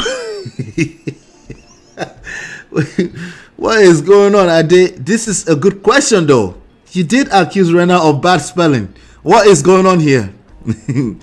If he did ask for DNA, we wouldn't know. Yeah, we wouldn't know. It's just as good as it didn't ask for DNA. If you understand how life works, you know what I mean? Like, if he didn't ask her for DNA, it's just as good as no evidence. You know what I'm saying? Ade, you know what I'm saying. I don't pretend like you don't know what I'm saying right now. We go explain because no evidence. Cause see evidence. Do you have evidence of this Olosho behaviors? Abi, all you have is Wumi was on the bed with Naira Marley, hanging out on the bed, just like Baba Mohbad. We saw a video. I don't know what it was doing. It was next in the bed with Naira Marley as well. But we assumed that he was begging, please accept this boy back into your camp. We assumed. We actually don't know what he was saying. We don't know if he was saying, let me get in this bed and do some, you know what I mean? We don't know what we don't know, right, Ade? Talk to me. I got one more minute. But this is a good question right here. Were you learning through the window at school? Just like your own question to Rena was. It wasn't a question, it was an accusation. Okay. All right. We're just going to leave Ade alone. Don't block him, I beg. Ade, please keep coming back. Let's dissect issues. We need a lot of patience when we're dissecting these issues. You can't be accusing people of emotionalism and you're doing exactly that. I will call it out here. You know, first of all, we're all emotional beings. But if I catch you calling other people emotional and you're being emotional, I will call you out. Okay. Lizzie O said he referred to Wumi as transformer, but yet married her and did a Nemi ceremony. Their child few months before he passed. Exactly. So you're saying they exchanged the baby in the hospital, nurses don't collect. Voila. So they should also test Wumi's DNA. See, they should also test this story is going to get deeper and deeper. They stole the original baby in the labor ward. Wala. Let me see. I missed this one. Sorry. Ade said if he did but the kid don't look anything like Mohbad or Wumi. So is this the proof that she's an Olosho? Because like Lizzie is saying, Lizzie, they could have exchanged the baby at the hospital. Are you aware that happens too? Well, that happens, yes. I don't have to wait for your answer. That happens, right? So did you conclude? Just because the baby doesn't look like Mohbad, that baby is also Wumi's child? Maybe it's not Wumi's child. Abi, you were there when she was breast milking. Or breast milk has to do with her. It's only the DNA. Which one? Science. Science took my media. Science is incomplete. Science no get evidence. Hey, voila. So when my mom had my little brother, dude was so light skinned, like some of my maternal relatives. That happens a lot. It could be looking like the grandparents or great grandparents. Sometimes those genes will show up 4 generations later. That doesn't mean you should not do DNA. If you got with an Olosho, if you are getting with Olosho, make sure you do DNA. Oh, that's note to self. Okay, I agree with you. Okay, but you have no evidence that Wumi is an Olosho. A nurse was like, both parents are dark. How comes? When this dude turned 5, he was my dad's spitting image. Have you seen Tumi? Okay, Tumi was not light skinned, but he wasn't as dark as he is. He's getting as dark as his daddy now, as we speak in real time. Anyway, Mohbad loved that girl. There's a way her face lights up when he talks about her. We shall see. We shall see where all this ends. We shall see. But no, that Babashu, he's not. Somebody called him a patriarch. I'm like, Jesus Christ. God have mercy. Anyway, we shall see how it goes. We'll just keep watching the story. But it's now, we're at the top of the hour. I'm going to call it a day. Do me a favor. On your way out, hit the like button, share, subscribe, turn up your notifications. Right now, also, you can go download all of my books. They are free. All 5 of them. Just go to manofprestige.com. Okay. Also consider actually being a verified purchaser on Amazon and Audible.com. And leaving us a honest review. It doesn't matter, just leave us a honest review, whatever your heart says. And I think Chia was telling me that she already left. She told me last minute as I was leaving the show the other day that she left a review. Tifa, I need that turned off. Tifa, I need that turned.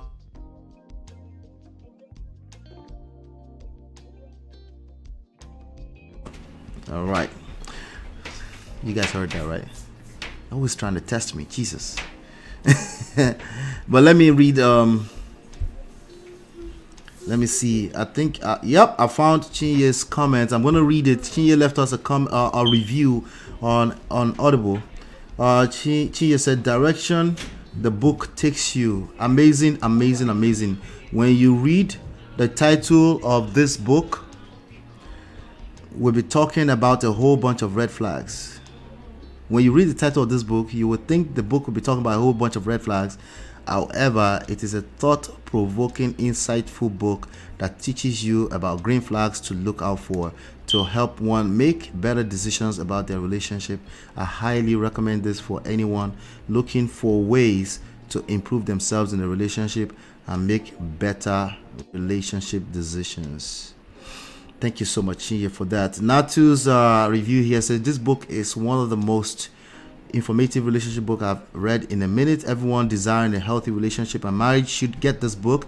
It breaks down why marriages and relationships fail and above all, focused more the benefits and positive vibe. It was positive energy going through the 200 plus pages.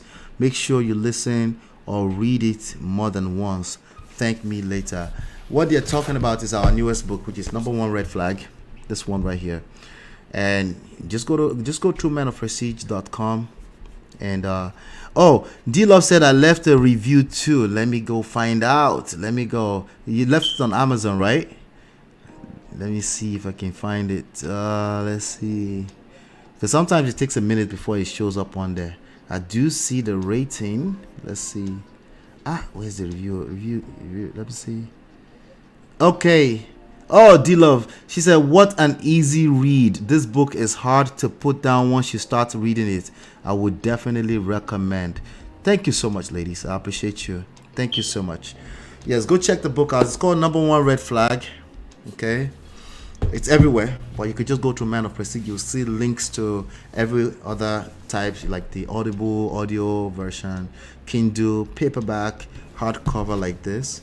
I personally prefer hardcover like this just to see, but I prefer audio books just to listen. Okay, but I also recommend that people read as they actually read the text as they are listening to it, because it helps you store it in more places in your brain, you know. So that's all I have for you today. Hopefully you've been enlightened. Like I said, hit the like button, share, subscribe, turn up your notifications. I will see you on the next one. Peace.